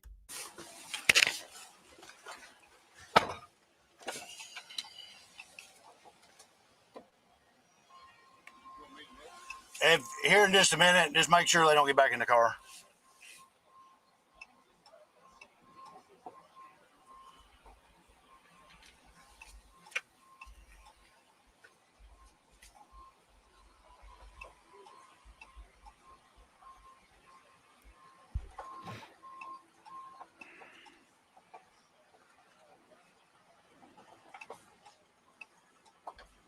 What a pig this guy is.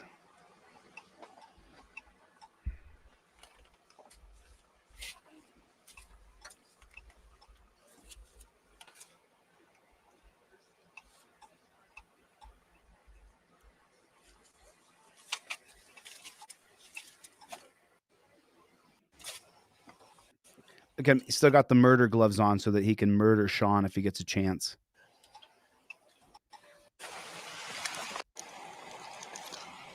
Hey, 11, go ahead. JT's on scene.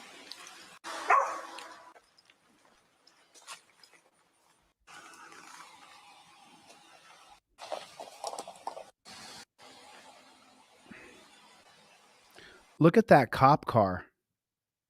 Look at that cop car. Look at the amount of money spent on the paint job for that cop car, the wrap for that cop car. We don't want that.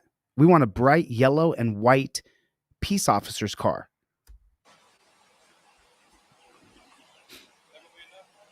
Put a 1 in the chat if you don't want any money spent on a pig's car. 0. Yeah, probably.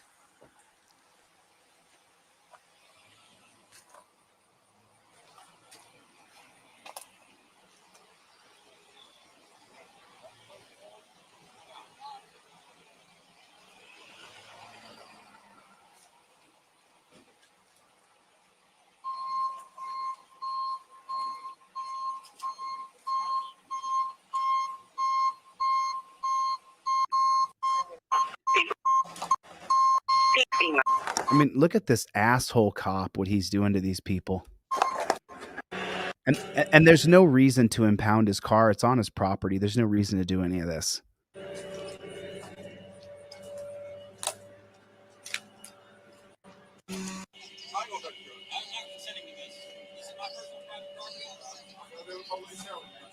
Yeah, well, yeah.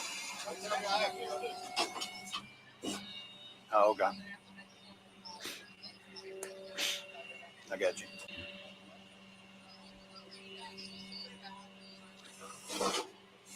What's the description? Yeah. So Sean's up there arguing with the tow truck driver saying he doesn't consent to this. Oh, I kind of got stuck back here myself. Yeah, I don't know. I kind of got stuck back here myself. Just having a good time ripping someone else off, you pig.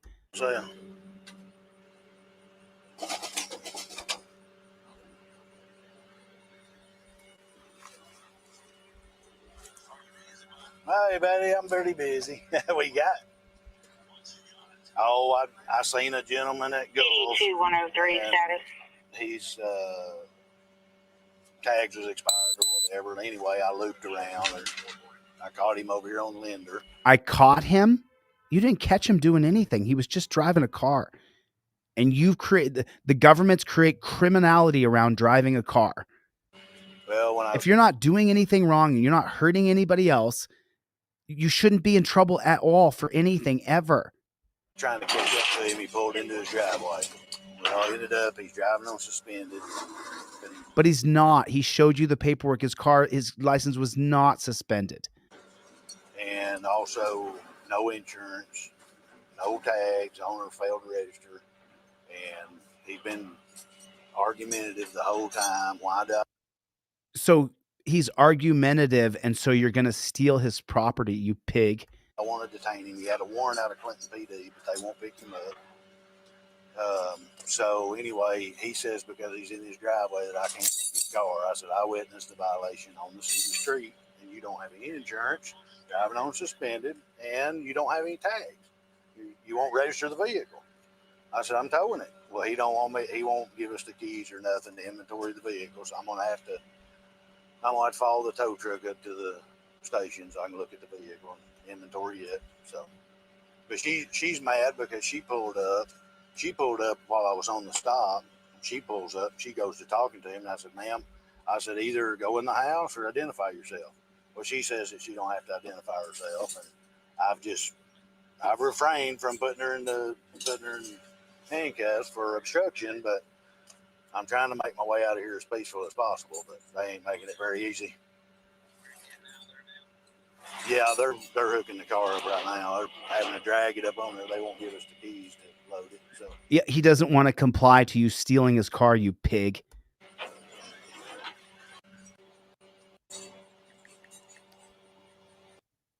What? Hold on a second. Is that Sean's wife? Let me bring on. Sean, is that your wife I'm seeing right there? Yes, sir. Let me just watch a couple more minutes of this real quick. I'll come right back to you.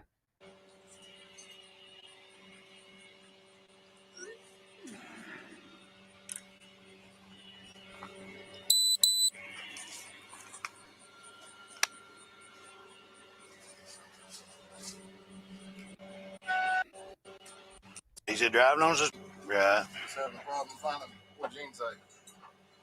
He said driving on suspended. He said, okay, bub. So. Below, I think. Right. He's having a problem finding what Gene say. He said driving on suspended. He said, okay, bub. So, yep. What a piece of shit this pig is. So he's got multiple charges of it. So. Oh, what a pig. It's part of it. My camera's on too. It's been on the whole time. So. Yeah, we hear you laughing and joking about stealing someone else's property. Pictures of the guy's wife on your phone saying, I'm not going to give her the paperwork. I don't know if that's your wife or not. You're such a piece of shit, dude.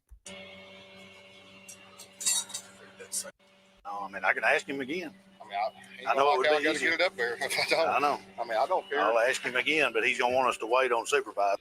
And this guy right here, he's no better. He's a part of it. He's in on it with them. We saw that in Ironton, Ohio. The brother-in-law of one of the pigs ended up getting a contract and getting 4 new tow trucks within a year of getting the contract from the Ironton PD. No, I mean, I can ask him again. I mean, I know it would be easier. Get it up there if I don't. I know. I mean, I don't care. I'll ask him again, but he's gonna want us to wait on supervisor, which Stephen Thorpe. He's our sergeant, so he just showed up. Hey, Sean.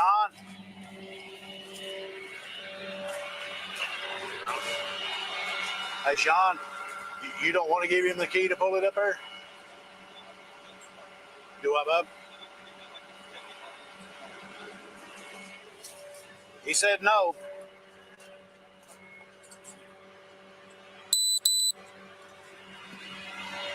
You recording this too, Lacey? Awesome. I am. Because then we'll subpoena your phone and it'll be gone for a while. What a lying piece of shit. Subpoena her phone for what? She's not filming anything that you could take her phone from her. He's just a lying pig. That way we can get your recording too. Make sure it matches with ours. So we can subpoena it, we'll send it off and get it done. He's just been lying to her the whole time, and she's got this blank look on her face because she doesn't know.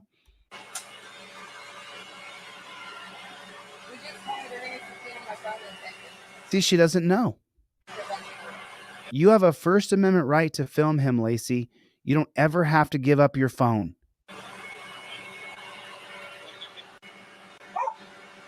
He intimidated her into not filming the theft of the car.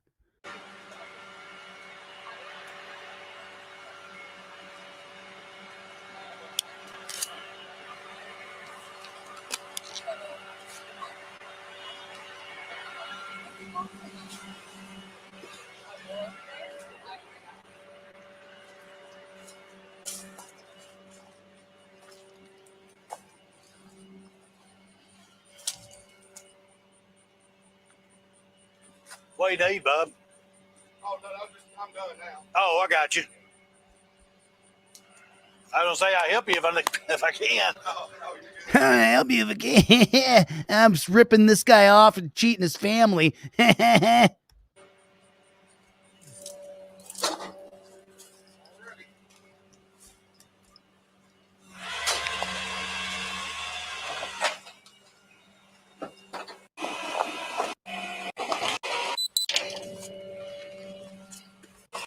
It's not too low. I got you.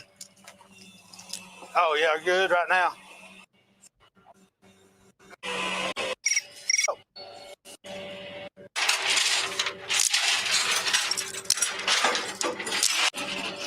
Just making me sick to my stomach. Okay, so let's bring Sean on. Sean, how you doing, buddy? Oh man, I'm doing all right. It's good as can be expected anyway. So tell me what happens here. They're inventorying your car using South Dakota versus Opperman for officer safety. And then, so did you ever find out the law in Arkansas as if they can impound your car? They tried to use some statute about if I don't have proof of insurance, then they can impound the car. Right. Okay. So they used an ordinance code or statute that would make it legal for them to steal your car. So what happens? They impound your car, and they give you. Do you get arrested? No. Okay. So they did leave you there. So I'm not missing anything in the end. And so then, when they impound your car, Actually, they give you. You might want to watch the end. It's kind of funny when he leaves the property and tries to come back. When my wife says he's a bad officer or the reason people don't like cops, his attitude changes real quick. Then Okay. One.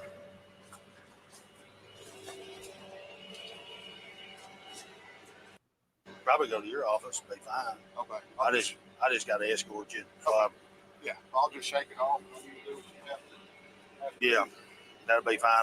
If you'll pull out and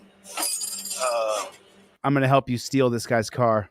hang tight on the road, make sure I don't need to deal with anything else here. Okay. And then I don't have to deal with anything else here. Pretty much you have just came in and ruined everybody there. You've lied to those people. You misled them. You chilled her First Amendment right. She should be able to file a lawsuit for the lies you told. follow you up there. Okay. All that left? Yeah. Okay. I'll just back in, turn around in the driveway. Okay.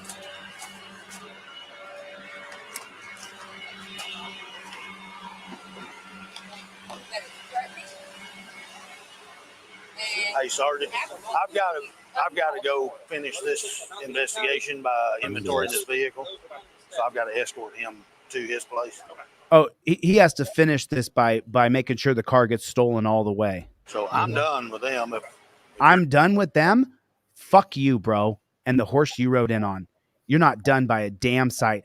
You know what? I'm not a violent man, but I hope you get yours. you're done with me here. Okay. Thanks, Tim. I already talked to him, just so you know.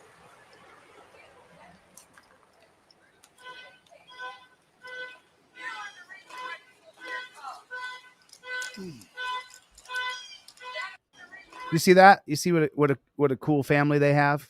They got the mailbox here decorated. I mean, that looks cool. They took the time to put a little work into their property.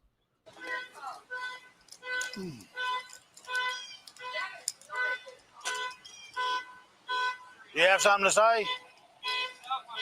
Did you have something to say to me? Oh yeah, I got a lot to say to you. I said you are the reason people fear the police. You're not a very good officer. Your thing here is done. You do not have a reason to be on my property. You can leave. I thought Bam. You were saying something to me. I was saying you're a pig, and I hope you burn in hell. Are you done talking? I'm talking out loud to this officer right here. Okay, thank you. God, please, dear God in heaven, allow me to run into this guy. Dear God in heaven, face my wrath, face my words. I destroy you, pigs. Destroy you. I destroy pigs for fun. They're so stupid.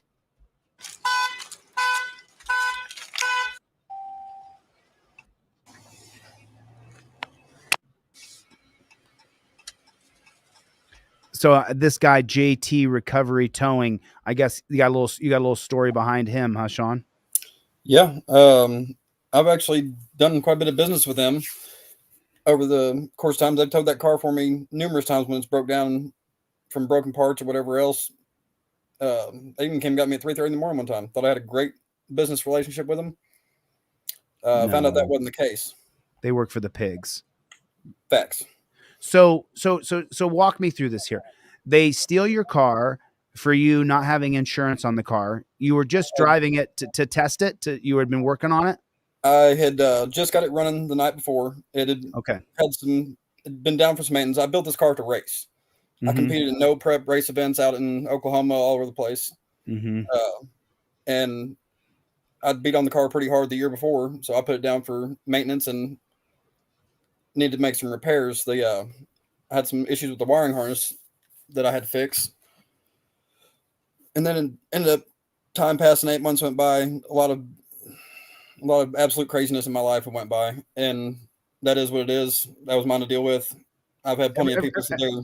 Everybody has it, dude. The idea that other people don't have drama in their life, or that things aren't intense in other people's lives, that they don't have a battle with their brother or their sister or their cousin, that they don't have some sort of legal issue they have to deal with because the pigs attack us constantly. So the idea that you are worse than other people is so false.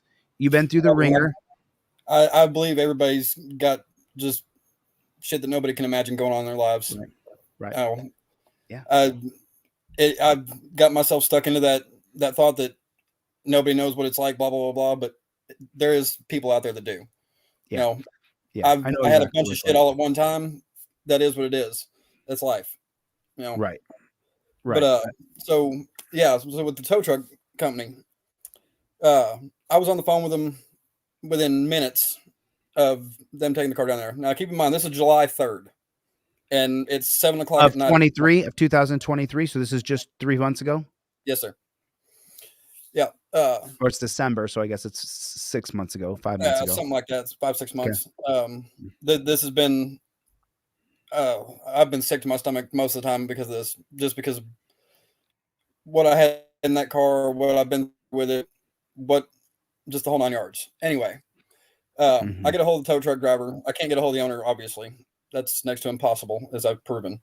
The tow truck driver says it's going to be $275 to get the car back. I said, man, I ain't got it. And tomorrow's 4th of July. There ain't nowhere I can get it. I just spent the last bit of my money taking care of getting bills paid and all that crap at the house, making sure, lights stayed on, water stayed on, that stuff. That way families took care of. I've been stretched thin running back and forth between there and up in North Arkansas, where I'm actually at now, taking care of my family's estate. I'm the last remaining member of my family left. Interesting. They've all passed away in the last few years. And sorry, I got left with a absolute mess up here to take care of and fix. And I've been stretched thin doing that and trying to take care of my kid and all the other fun shit. So I said, man, as well as I do, y'all should have never took that car. He goes, I have to do what the cops tell me, blah, blah, blah. I said, no, you don't. You have to make sure you keep your contract. That's why you do what the cops tell you. They don't employ you. Y'all contract with them. There's a difference. Right. But you don't want your boss man pissed off at you. And I get that. You're a peon. I mean, I need to talk to whoever can make the decisions. We're all peons. Myself, every one of us. Am. Yeah, but I know how some of these boss men can be. They think they're above their customers, above everybody else, and he flat out looks down on me. And I've never even met the damn man. I've got audio recordings where my wife went in there and talked to the manager or the supervisor, which is Chris, the guy you saw in the video, getting my car, and JT, the owner as well. Finally, once the bill in the car was over $1,800,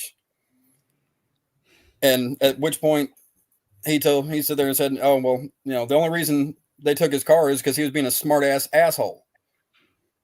I thought I did pretty well at not being a smart ass because I have a pretty good ability at talking shit if I want to. I decided it wasn't the time or the place. I was preparing for later on when I went to court. I want to present the best possible thing I could on my end. Anyway, so he tells us he he would never work deals out with nobody. And I tried to offer, I'll give you some collateral or whatever. That way you can get paid, because this is going through court. I'm taking it to court. I told him this since day one. And I've tried like hell getting an attorney to even take this, and I get told the same stupid shit every time. Either they're too busy, it's not big enough, it's too complicated, blah, blah, blah, blah, blah. So I took it on myself.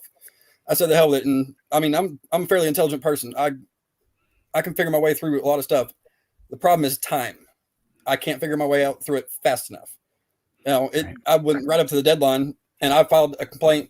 I filed complaints with everybody up to the FBI, the DOJ, the governor's office, the attorney general's office. We filed complaints with the police department that were ultimately ignored. When I called for a supervisor to come, his wife was the one that answered the cop's wife was the one that answered the phone, and me on hold and called him. I've got the call recordings from the police department. Send that over to me. Let's take a listen to it. Send it over to me. I'll send you everything I got. I definitely want. Make sure in Arkansas. Make sure in Arkansas that it's only one party has to know that they're being recorded. Okay. I just want to make sure, because otherwise we're both breaking the law. Yeah, I study. I make sure I'm within the law on stuff. I may skirt it sometimes, but I never break it. Yeah, listen, I understand. I'm autodidactic. I'm a constitutional law scholar, and I learned everything on my own. I studied communications and journalism in college, and then years later, when I was no-knock rated twice, I started studying constitutional law. And when I go into rooms with people and we start to talk out loud, pretty soon people start to realize, boy, you can learn a lot if you just study hard. Yes, So what did you do? You filed a complaint with the coppers, who only the coppers hear that and they deny it. Yeah, they dismissed it immediately. The chief said that he watched the dash cam footage, which I can't find, or I can't get. I've requested it, and they just ignored it like it didn't exist. I requested his personal phone records, since he has my wife's picture on there. I requested the additional body cam footage that he's about to mention here in a second that never got brought through.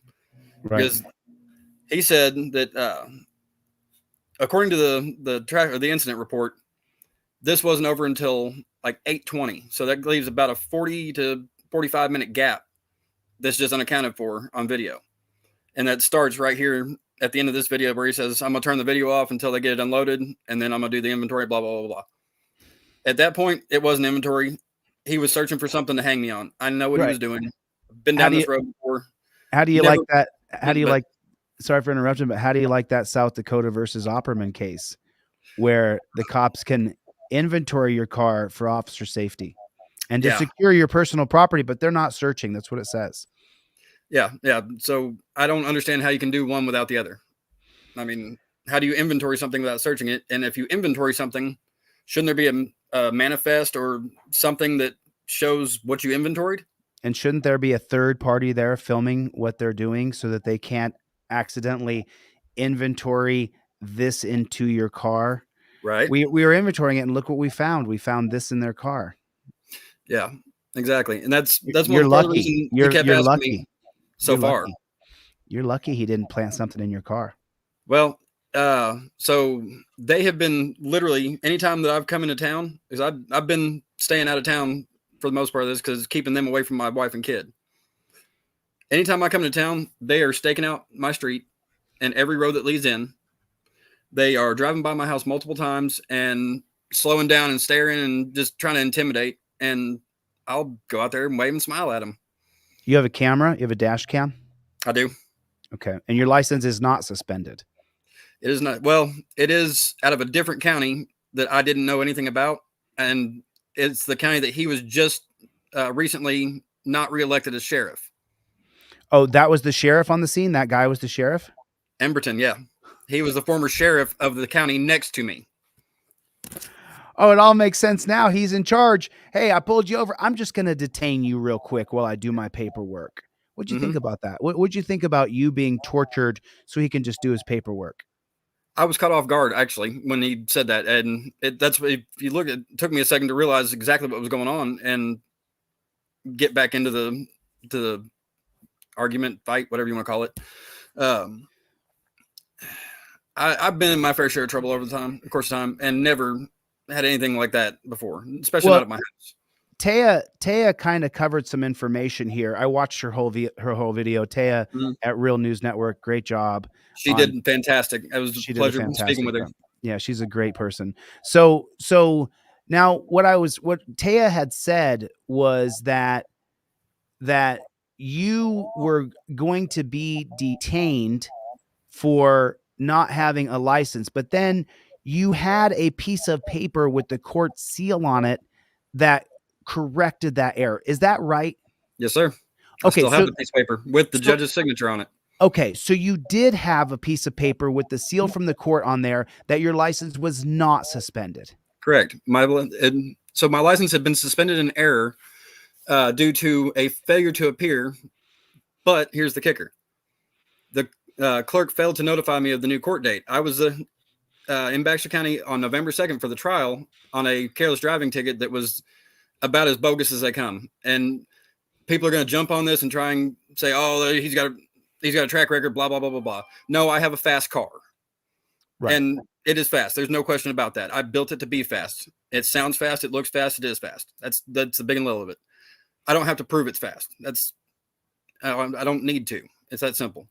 But I pulled out of a gas station one night. My buddy had asked me to come to go grab a pizza for him and bring it to him out of his hotel because he'd been drinking. I hadn't, so I figured, you stay at the hotel. I'll bring it out to you. I'll be there, 20, 30 minutes or whatever. Well, I stopped at Casey's gas station, picked up the pizza for him, and on my way out, another Mustang pulls out behind me. And he's kind of revving it up a little bit, and I'm just, whatever, I'm going about my way. And a Baxter County Sheriff's deputy was walking into the gas station as me and the cop pulled out. Now, he was inside. BEXAR, Baxter County? BAXTER, Baxter. Is that the same one that was in the news that arrested a bunch of auditors, or is that in Texas? I'm not sure. That's okay. Sorry. I doubt it was Baxter County. That'd be Mountain Home, Arkansas, if it was. And okay. They've got some crooked shit going on up there too. I've been finding out. Well, actually, up here, I'm in Mountain Home right now. I've been finding out more. Yeah, I've been finding out more and more about what they've got going on up here, and it's just insane. This whole thing that happened down there stemmed from up here, from this whole careless driving deal. So anyway, I'm on down the road, and me and the other Mustang, we're kind of rolling through town, whatever. Our cars are both loud. It's 2:00 in the morning. There's nobody on the road. Literally, Mountain Home is the kind of place that they roll the streets up at 7:30 at night, and you don't see hardly anybody past that. It always has been. It's just a little. I think town's maybe 15,000, 20,000 people now, and it was a lot less than that when I grew up. You're in the middle of nowhere. There's no big cities around you for a long way. This place is 2.5 hours from anything. Wow. It must be. What would you? Okay, keep going. Sorry about that. Okay, no problem. So we get on down the road, and all of a sudden I see blue lights just blazing up through town, and I figure it's that cop. So I figure he's going somewhere, doing something, whatever. I'm gonna get out of his way. So I just go ahead and pull into O'Reilly's parking lot that's up at the top of the hill right as you leave the city, or right, it used to be city limits. It's moved out now, but he pulls in behind me, and I've already got my car shut off, and he comes out his face is so red, I thought he was going to have a damn stroke right there in the parking lot. He was angry? Angry. Comes up hollering, "What the hell is wrong with you?" I was like, "What are you talking about, man?" He goes, "You were sitting there racing through town and this, that, and something else." Racing who? Where? I don't see anybody else. I'm stopped when you got here. You had to slam on your brakes just to turn in where I was at. So he writes me a ticket for careless, and he was so impatient he wouldn't even wait for my proof of insurance. So he tried to write me for no proof of insurance as well. And I was like, okay, whatever. And he tried to be slick when after he gave me my tickets and everything, when he was fixing to leave, he goes, "All right, so which one of y'all won?"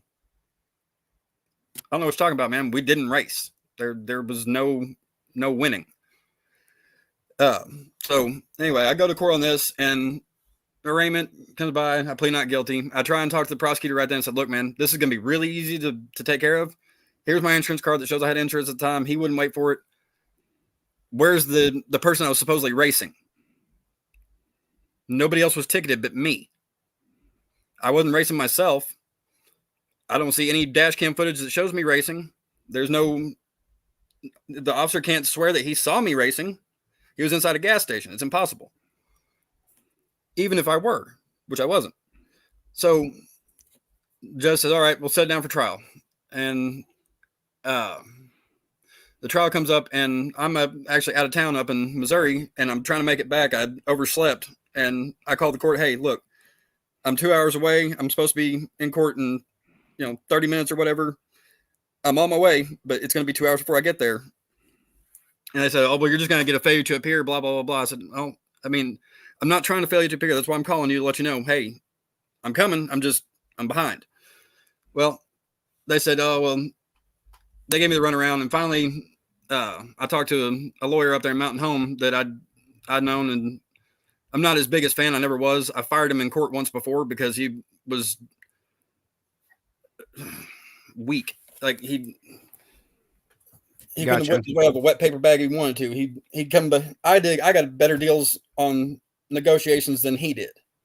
Right. And at the time I was early 20s, maybe, still thought I knew everything and didn't know a damn thing, as it turns out. Anyway, so I have to pay him $500. That way he can go enter as attorney of record, and they don't issue a failure to appear all of a sudden. Why they couldn't do that for me when I made the phone call and let them know the situation, I don't know. It's neither here nor there. So it gets pushed out another month. This is around November 2nd was the trial date. I'm ready to go to trial. I can't wait to get put on the stand and just absolutely make this cop look stupid. I couldn't wait to ask him how he could identify my car by what it sounded like and how fast I was going by how it sounded. I didn't know that was a rate of measurement for speed. I've been around cars all my life, and I've never been able to tell you how fast one was going by how it sounded.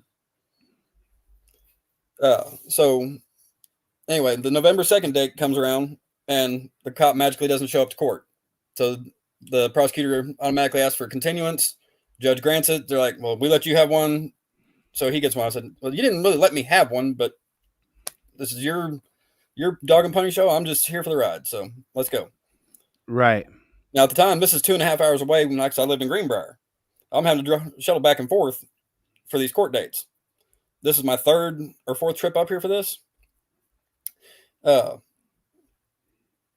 lawyer told me, all right, go ahead and go. I'll send you a letter, or I'll give you a call and let you know what the new trial date is, so on and so forth. And the clerk should have sent me a letter as well. That way, I mean, that's just per rules of the court, their notice requirements. And I called them on it because they didn't. Well, apparently my new court date was December 16th, and I didn't know it. And I don't remember. It was early January, I think. I had actually kind of forgotten about it for the moment, just out of mind kind of deal. And I had about 6 or 7 of my friends call me up from Mountain Home saying, hey, man, you got a warrant. A warrant for what? And they said for failure to appear. When the hell did I fail to appear? So I went and pulled it up on their website, on the warrant website, and sure enough, I had a warrant. And so I called the court and was like, or actually I called my attorney. I tried to call my attorney 3 or 4 different times and never get a call back. I sent him emails, no replies. He goes to swearing up and down that, oh, I emailed you 16 times and I called you 20 times, blah, blah, blah, blah, blah. And he didn't.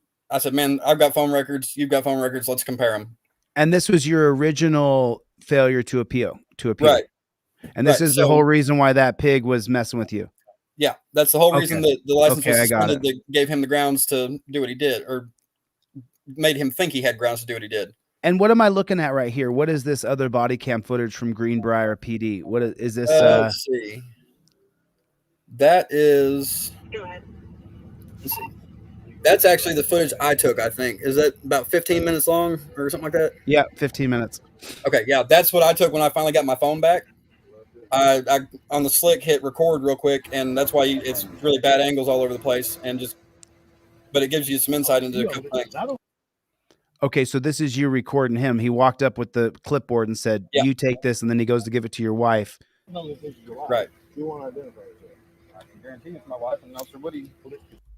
If you watch the other cops that are around him, they're scared of him. But you've been dismissed numerous times. And shouldn't be a problem for you to get dismissed again. You're correct. So this guy's got 2 cameras on you, but he has to still put you in torture cuffs. Yeah, I'm still in cuffs right now. That's part of the reason that the camera angles are so awkward. I got him to let me get my phone so I can get in my truck, because I have there's a code that I can punch in on the door, right, and get in that way, because they weren't going to let me go in my house without him, and I wouldn't let him come in my house. That's game over. I'm just trying to get a picture. There's the pig's. There's the pig's face. Yeah. That's what the pig looks like. There's the pig. There he is right there. That's the guy right there, y'all. That's him.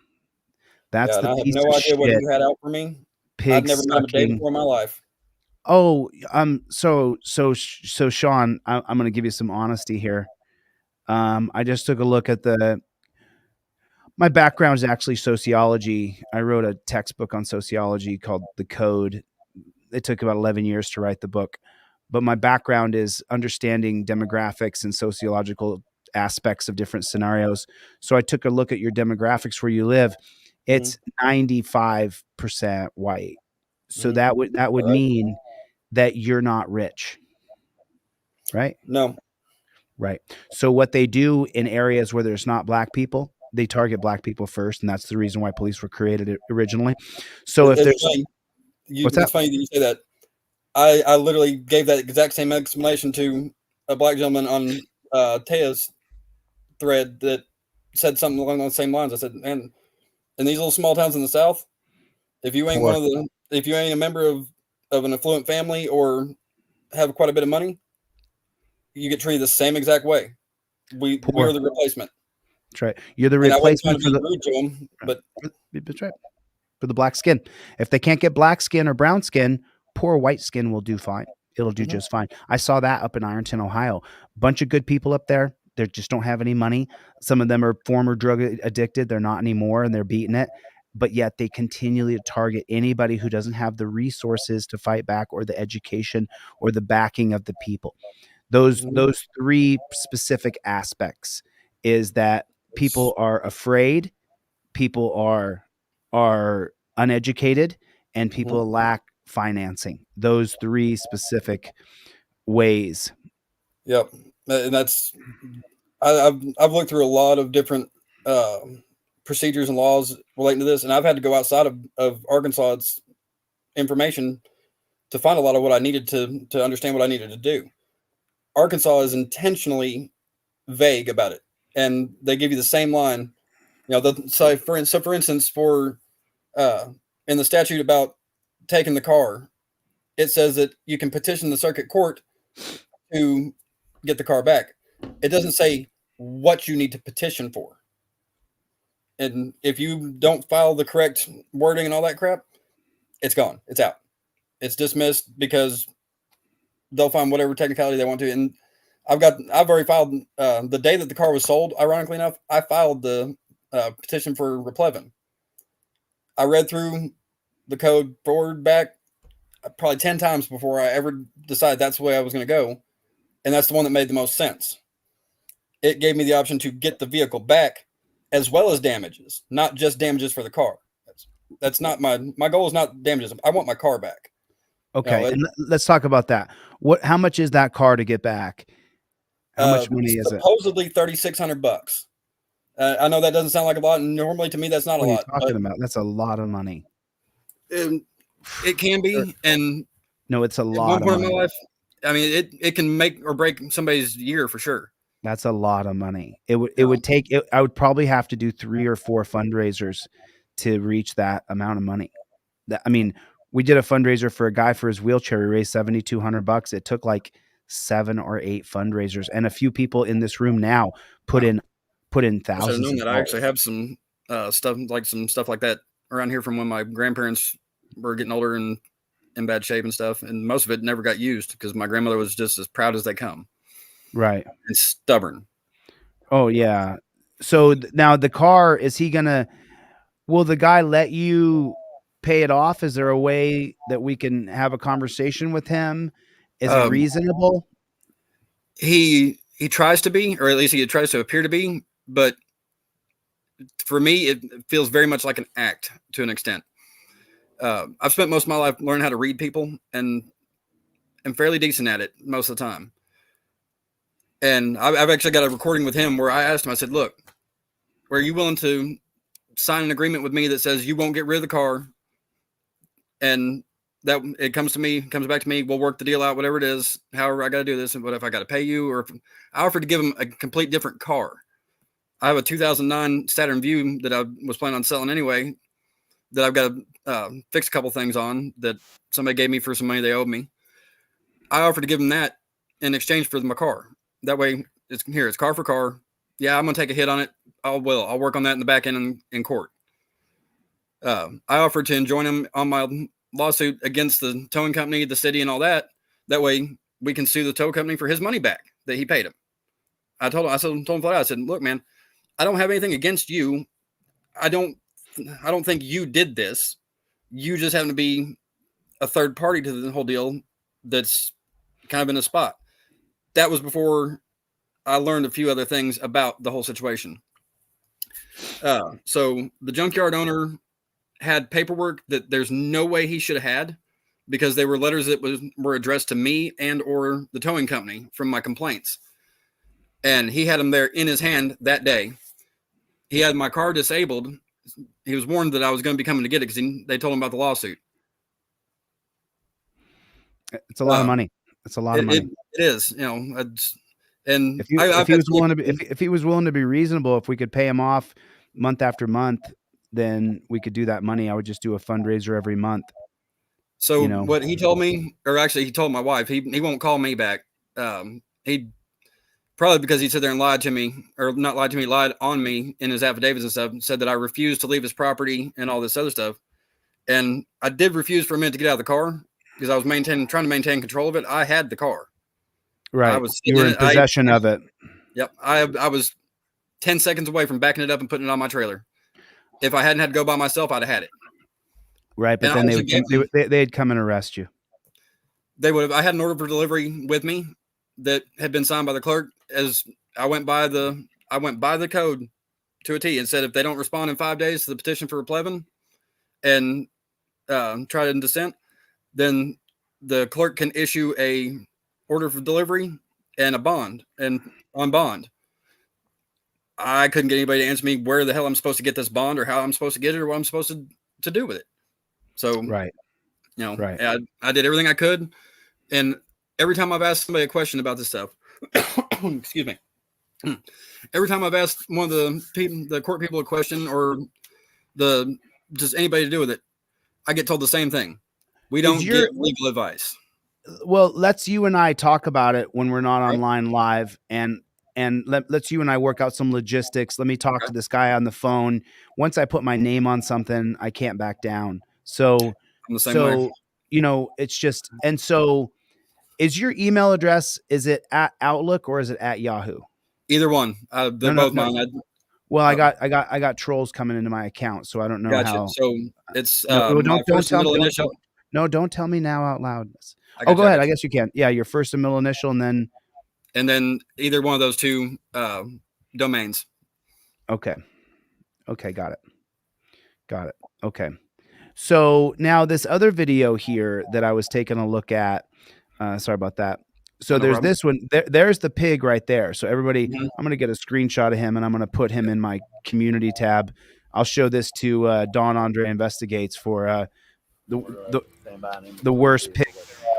Oh, he's gonna have fun. Just a cursory search of that guy brings up some interesting stuff about him. His department, when he was a sheriff, was responsible for a gentleman unaliving himself. Was that right? Yeah, they knew he had severe depression issues and stuff like that, and decided to go in, quote unquote, using Rambo-esque tactics. Oh, of course, that's how they roll, bro. Shooting into the So there's a better shot of the pig who walked up to you. So this pig walks up to you and says, "I'm just going to detain you while I do my paperwork." Look at that troll. Look at that piece of shit. I mean, look at him. "I'm just going to detain you while I do my paperwork." And then, you know, I guess your wife just didn't know the law. She just didn't know that she could tell the pig to go F himself on her own property. She just didn't know that. I had been teaching her as much as I could and getting her for the longest time, she was so meek and meager, she wouldn't buck up or stand up to anybody. And I've been teaching her, you know, look, in certain cases, here's where you can push back, and this is how you push back. I've been accused my whole life of having an issue with authority, and it's not authority I have an issue necessarily. It's unjust authority or undue authority over me. It's Briar. What is it called? Briar Ridge? Is it Briar Crest? Greenbrier. Huh? It's Greenbrier. Greenbrier Police Department, Arkansas. Yep. Yeah, their Facebook page has been getting blown up. From comments.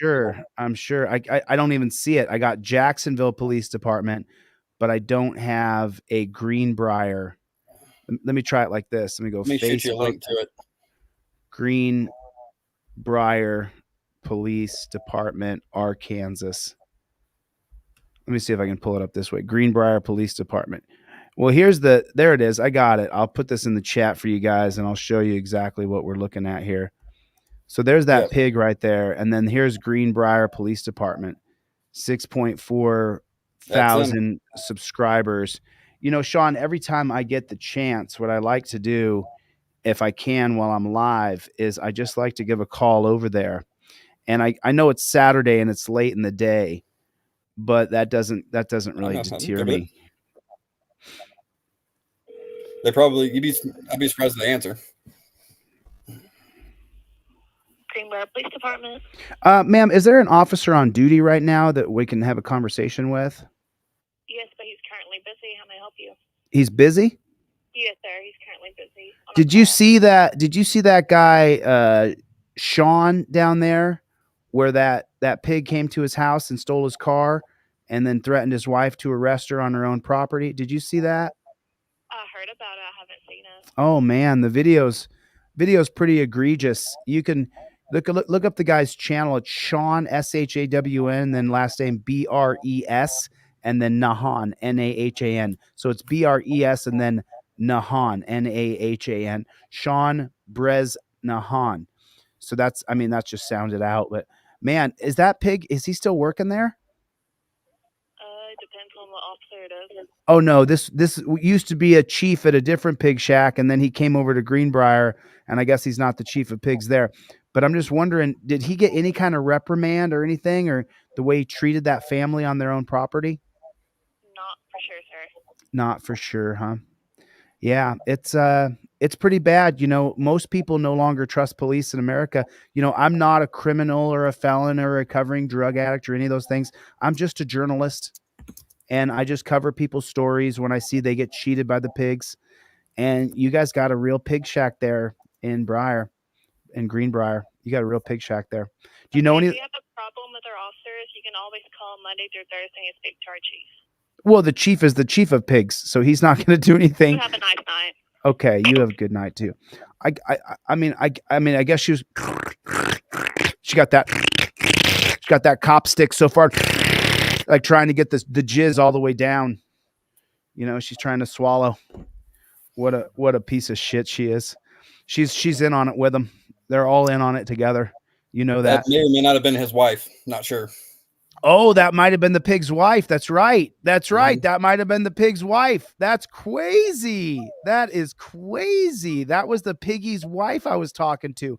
So she's also who I had to go through to get the Freedom of Information request done. Oh, she's the blocker? Mm-hmm. There's the link to their Facebook page. Let's take a look here just real fast and see what we got. In reference to the dog being shot. Oh, this is a great pig shack. They haven't posted since 2020. They've got 2 Facebook pages. Who covered this video? This is a little different than Teo. That was done last night. I just saw that this morning. yeah, here's the deal. That guy's a great reporter. He's really good at what he does. That video had me that I woke up to that this morning, and that had me rolling. Just some of the stuff he had to say. Oh, Brian's hilarious. He was in here earlier in the room. The cop in this video should be fired immediately. How'd this idiot graduate the academy? And there's 300 comments here. So it looks here. James Paul, I want to report this mechanic that lives near me. He fixed his car. He had the audacity to see if the car was working correctly, and he drove it on the road. Tell us, did your officer tow this man's car, threaten his wife? The Second Amendment of the Constitution exists in large part for purposes like this. It must be embarrassing for the police chief in the city to have incompetence exposed. What they're not saying is they don't need to leave city limits to be tyrants. They can find several ways. All involved should be fired, charged. Wow. Well, it looks like the community is at least from around the country is showing up for you. Yeah, so a lot of them are. There's been quite a few trolls that I've just had to brush off, but and a lot of them will sit there and try and throw out just nonsense. One of them actually said that I had an extensive criminal record, including assault on a police officer, which is without question completely untrue. I've never had assault on anyone in my life. No. That's it's funny that you say that because last week or so I was pulled over and they had put in the notes of the police whatever they use, the system they use, that I had a propensity to be suddenly violent. So they put that in there. And because they put that in there, they detained me. You know what that means, right? Yeah. So I'm suing all of them. I'm suing the pigs in Nevada who detained me. I'm suing the pigs in Ohio who wrote down on the police blotter that I had a propensity to do sudden violence. So I'm suing all the pigs. I'm suing the pigs for wrongful detainment here in Nevada, and I'm suing the pigs in Ohio for defamation. You put your hands on me, I fucking sue you. It's that simple. I spoke with the mayor trying to get this worked out because I knew the mayor. At least I thought I did. I'd done some work for him at his house. No, you don't. No. You're poor, dude. You're poor. You come in and do your work, and we'll give you a little bit of crumbs. But you don't come around here and think that the elites are going to do your bidding. Okay, just remember that. You're poor white trash. Poor white trash. You don't get anything from the elite whites here. Okay, just remember that. I've had my run-ins with them twice. This is the third one, I guess. The first two were civil deals. My wife had a beauty shop there and she moved it to the house. That way she didn't have to pay all the rent for having a storefront and all that stuff. And they made us move this building twice. The first time I paid to move it, and I had them come out and said, all right, you show me exactly where it can go and we'll have it moved. And they did. And it cost me, I don't know, I think it's $1,200. So the very next day they come over again. Oh, you can't have this building here. I said, no. There's the stake that your guy drove that said this is where it can go. You had to move a whole building? Yeah, it was a 12 by 24 building. And I told him, I said, if you want it moved again, y'all can pay for it because I'm not paying another dime. You jack the building up, you jack it up and put it on wheels and move it? Is that how you do it? The guys that move them around, they had this little, almost like a skid steer kind of thing they used. They it's already sitting on skids that they jack it up and put it on blocks, kind of like they do with mobile trailers or something like that. But they charged, which they had to come all the way back out this time. I caught them on their way out of town before when I had them come back the first time. But the city ended up having to pay to have it moved again. And I ended up having to take my fence down and redo my fence to have it where they said it could go. And I had the mayor, I had the city council, everybody out there. I said, I want every one of y'all to point exactly where this can go. So I'm not doing this again. This is it. Right. Wherever it gets set this time, it's staying. I don't care what your ordinance is. Next time I just had gravel put in the driveway of my house. This has been a few years ago. And I have my truck, and actually you can see it in the picture. I've left it sitting right where it was just because they can kiss my ass. They told me that they were going to come take that old square body Chevy that's sitting in the front yard because it was abandoned and non-operable. I said, I can go out and start it right now. And it's got who said that? Who said that? The city code inspector or some. Did you get a recording of him saying that? I didn't. And at the time, before you knew. Yeah. So did you? He said, "Well, we'll just get the city attorney." I said, "Hell, give me his number. I'll call him myself." I bet you. Before this, though, I know you've had some. We've all had run-ins. If you are any kind of freedom lover, that the pigs have been involved with your life. So, did you know before this that you just have to record pigs all the time? I learned. Right. That's why as soon as I got the opportunity to start recording, I did. Yeah. I was actually, when he popped back out of his truck and said, "I'm going to detain you," I had my poker game open. I was playing it, but I was also looking up the laws that he was going to try and use and what I could use to get him the hell away from me, because I wasn't exactly sure exactly how that was going to work, since he made up the details leading up to it too. He said he initiated the stop before I ever got my driveway, blah, blah, blah, blah, blah. I was out of my damn car. Right. With the hood popped. That, not only that, where he said he saw me is no more than 600 feet from my driveway, but he said I ran home. I didn't run home. I was already going home. Well, if you're running, then they're in hot pursuit, and that creates exigent circumstances. That's Well, why if I they'll was make. running, That's why they wouldn't have lie. caught me. Right, I know that, but that's why they lie. They say you were running or fleeing, because then that kicks in exigent circumstances, and then anything can happen to you. Your rights can be violated. They can do Right. anything to you if they Then it claim. becomes felony fleeing in Arkansas. So what I'm going to do, Sean, I'm going to send you this Fifth Amendment cop card, driver and non-driver, for you and your wife, and I'm also going to send you 2 trifolds, one for your car, one for your wife's car, where you invoke the Fifth Amendment. Okay. And as soon as you send me your email address with your full mailing address in it, then I will send you the Fifth Amendment cop card and the trifold, 2 of each, 100% for free. Every single person should have the Fifth Amendment cop card in their wallet, especially for number 4, when the cop demands ID. You have to say what's in the yellow. You see the bright yellow? You see how there's quotes there? My right to free speech is protected by the First Amendment on number 6. On number 5, it says my right to free speech is protected by the First Amendment. Number 4 says, while filming, I plead the Fifth Amendment. I identify as a good citizen. This is for your wife. When she claims that she doesn't have to show ID, instead of showing ID, you just show this. You just have your wife show the Fifth Amendment cop card, and then she can stand anywhere she wants on her own property. And I don't fault her for not knowing these things. Look, I got no knock rated 20 years ago, 21 years ago, and ever since then, I got a whole wall of Supreme Court cases and the most on point state Supreme Court cases in the country. And this is all I study. This is it. I spend all my days and nights just doing this.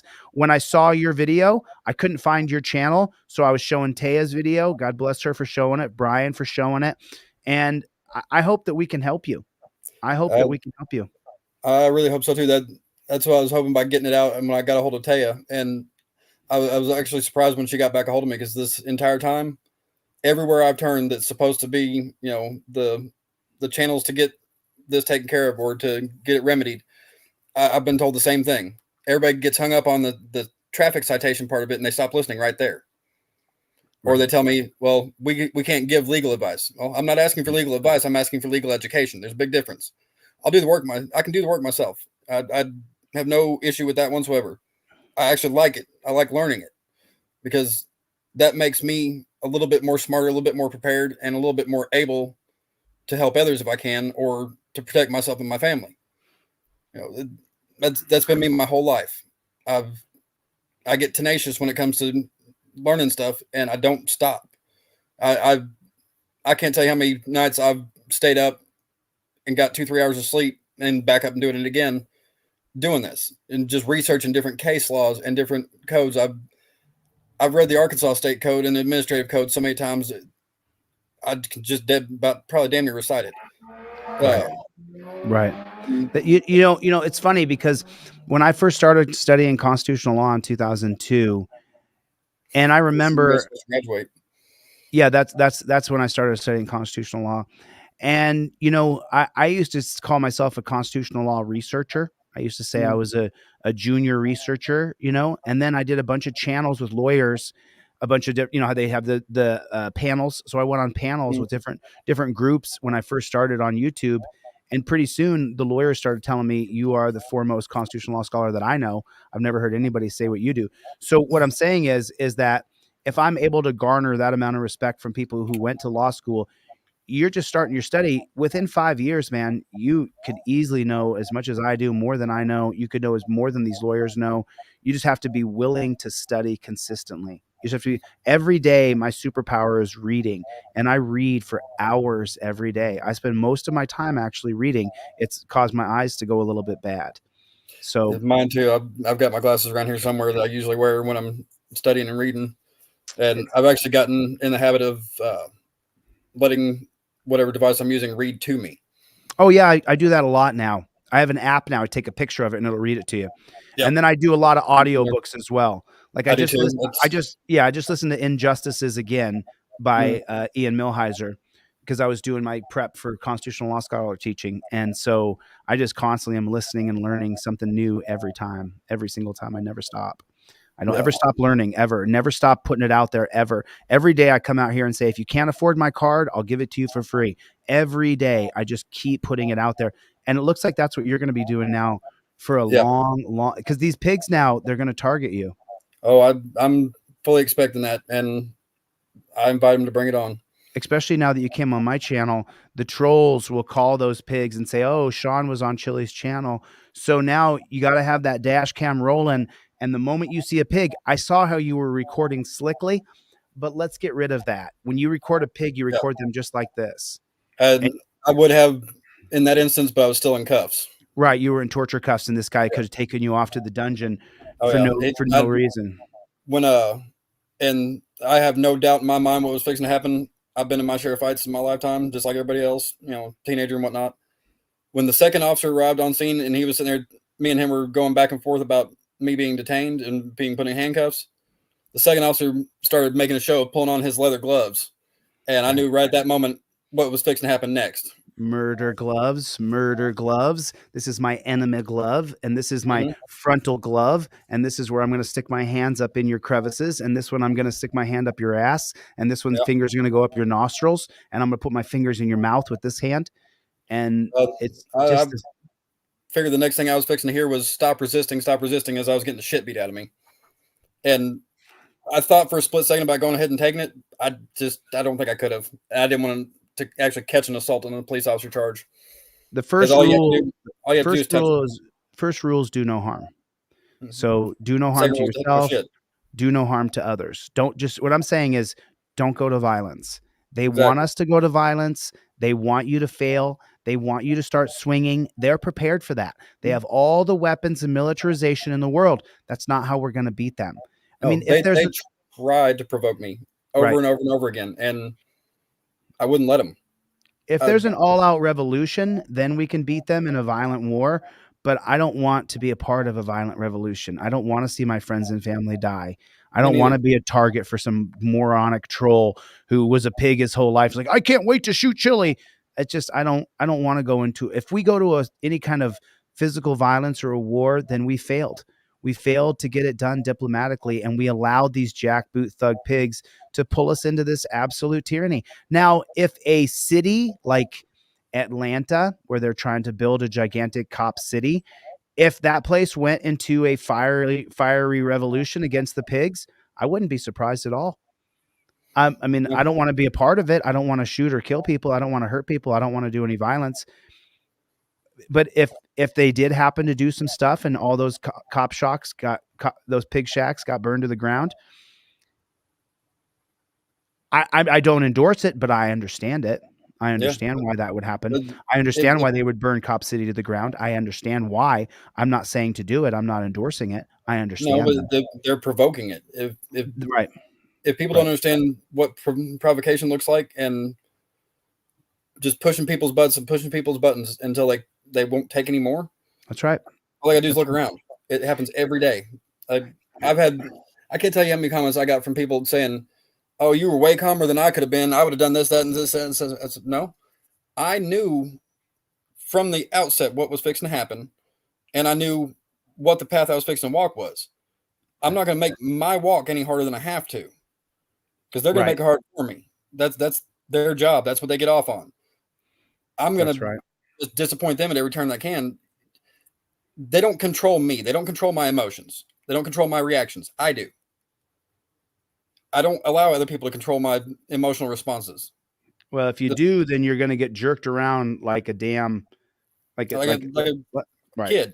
You're going to get hammered, and they're always going to take, like, look, when I first started on YouTube a couple years ago, I was 46, almost 47, and now I'm 49. I was 47 then. And, I didn't have any of the effects of middle-aged man until the end of my 48th year. And now I feel the effects of being a middle-aged guy. I grapple a 28-year-old guy in LA, and the guy can just dominate me. And I've never in my life been, never by anybody ever. Like, nobody could ever just dominate me ever. And to be just dominated by a guy in his 20s, I just realized now I'm past my prime. I'm no longer the physical guy. I tried to pick up my training partner last week. I tried to just pick him up off the mat and just kind of give him a jerk around in the air. I couldn't get him off the mat. I tried hard, and I felt my back go out. I said, "Oh shit, my back!" I'm used to grabbing someone by their waist, locking hands, picking them up in the air, and I can just slam into the ground. I couldn't even get his 200-pound body off the ground and just pick him straight up. And I was like, leverage becomes a challenge when things start to hurt the next day. I was like, holy shit, I really am a middle-aged guy now. And so I've had to just accept my reality. And also, it's like not my job to wrestle every pig that I hate. It's my job to become the leader of the pigs and change policy from the top down as the governor. That's my job. That's how I see it. And until we get to that place where there's a governor in charge who will change policy from the top down, nothing's going to change, because we're not going to get rid of the black robe tyrants in our lifetime. We might be able to get them elected, but we're not going to be able to abolish the idea. Go ahead. Of just literally starting over, I don't see a way to get it out in any quick fashion. And even starting it over, you still run the risk of it reverting right back to the corruption that's always been. That's right. That's right. And violence. Most of this stuff is mafia tactics 101. That's right. And I don't want to. I don't want to solve our problems with violence. Listen to me. Do I think that a good old fashioned ass kicking where things change? Yeah, it'd be great. But the problem with that is that our friends and family get killed in that process. People you love and cherish die. And I don't want to be a part of something where I look back and there's hundreds or thousands of dead bodies because of my leadership tactics. No way. No way. So that's why I always call for peacefully protesting, petition, assembly, speech, press, and suing them, using your right to petition the government. But do I wish that we could,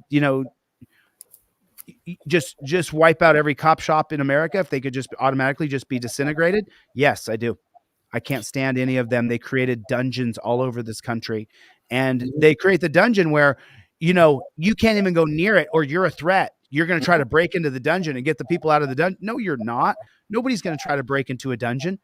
They're using drones now to drop off their chemicals. That's how they're doing it. They're addicted to chemicals. They get the drones to go through and drop the chemicals off. The prison guards are getting cut out of the loop, and that's why the prison guards are so mad. Yeah, they're not getting their cut of the pie. Everybody wants their taxes. That's what it boils down to. So Rob T, if you want to shoot me an email, somehow identify yourself so I know it's you. You and I can have some deeper talks about this when I'm not here. Listen, anything else, Sean? I got to get out of here. I got a kid's birthday party, but anything else you wanted to add before I let you go? Oh man, I'll let you get to your kid's birthday party. If we get a chance later on, I'd love to have some conversations with you. I think I can learn a lot. Yeah, shoot me an email with your mailing address so I can send you out the Fifth Amendment cop card and the trifolds, and I'll send them out right away. Absolutely. I send everything immediately now. There's no delay. So if you guys are waiting on your order, if you haven't had it within 2 weeks, contact me because there's a problem. Within 2 weeks, you should have had your order by now. I don't wait 2 seconds. All right, let's do this again. I'll bring you back on. We'll watch a couple more of those videos. All right. Excellent. I'll get some more put together with the audio from the tow truck company and the mayor where he says you need to just go ahead and file a lawsuit. So I gave him what he wanted. All right, we'll do it. Talk to you soon, Sean. Later, buddy. All right. So that's Sean, everybody. Make sure you get over to his channel and subscribe. I saw another video from We the People University covering this same pig shack for Greenbrier Police Department right here. So this was the one where the guy was napping in his car. I'm pretty sure.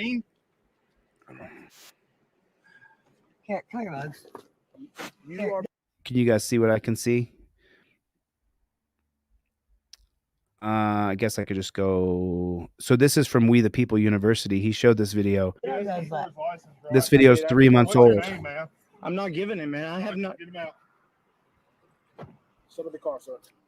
Step in the car. So Pennsylvania versus Mims does state that a police officer can order you out of the vehicle. We're gonna cover this. We're gonna cover this another day. We're gonna cover this another day when I have more time. I got to get the flock out of here. I got an 8-year-old's birthday party I got to go to, so I'm gonna go to that birthday party. Make sure you guys get the Fifth Amendment cop card, get the trifold. I got these down for $10 for the Fifth Amendment cop cards. I think someone ordered 9. I think Jack Boot Thug Pig ordered 9 of these earlier. I'm gonna throw you a couple extra sets in there, Jack Boot Thug Pig. So yeah, make sure you guys have the Fifth Amendment cop card. Sweatshirts and t-shirts are done on Monday. So I'll have them on Monday night. So I'll have them on Monday. A lot of you guys have contacted me. I will let you guys know as soon as those come out. And I just want to say thank you to everybody for coming to this stream and supporting Sean. Make sure you get over to this Facebook page, the Greenbrier.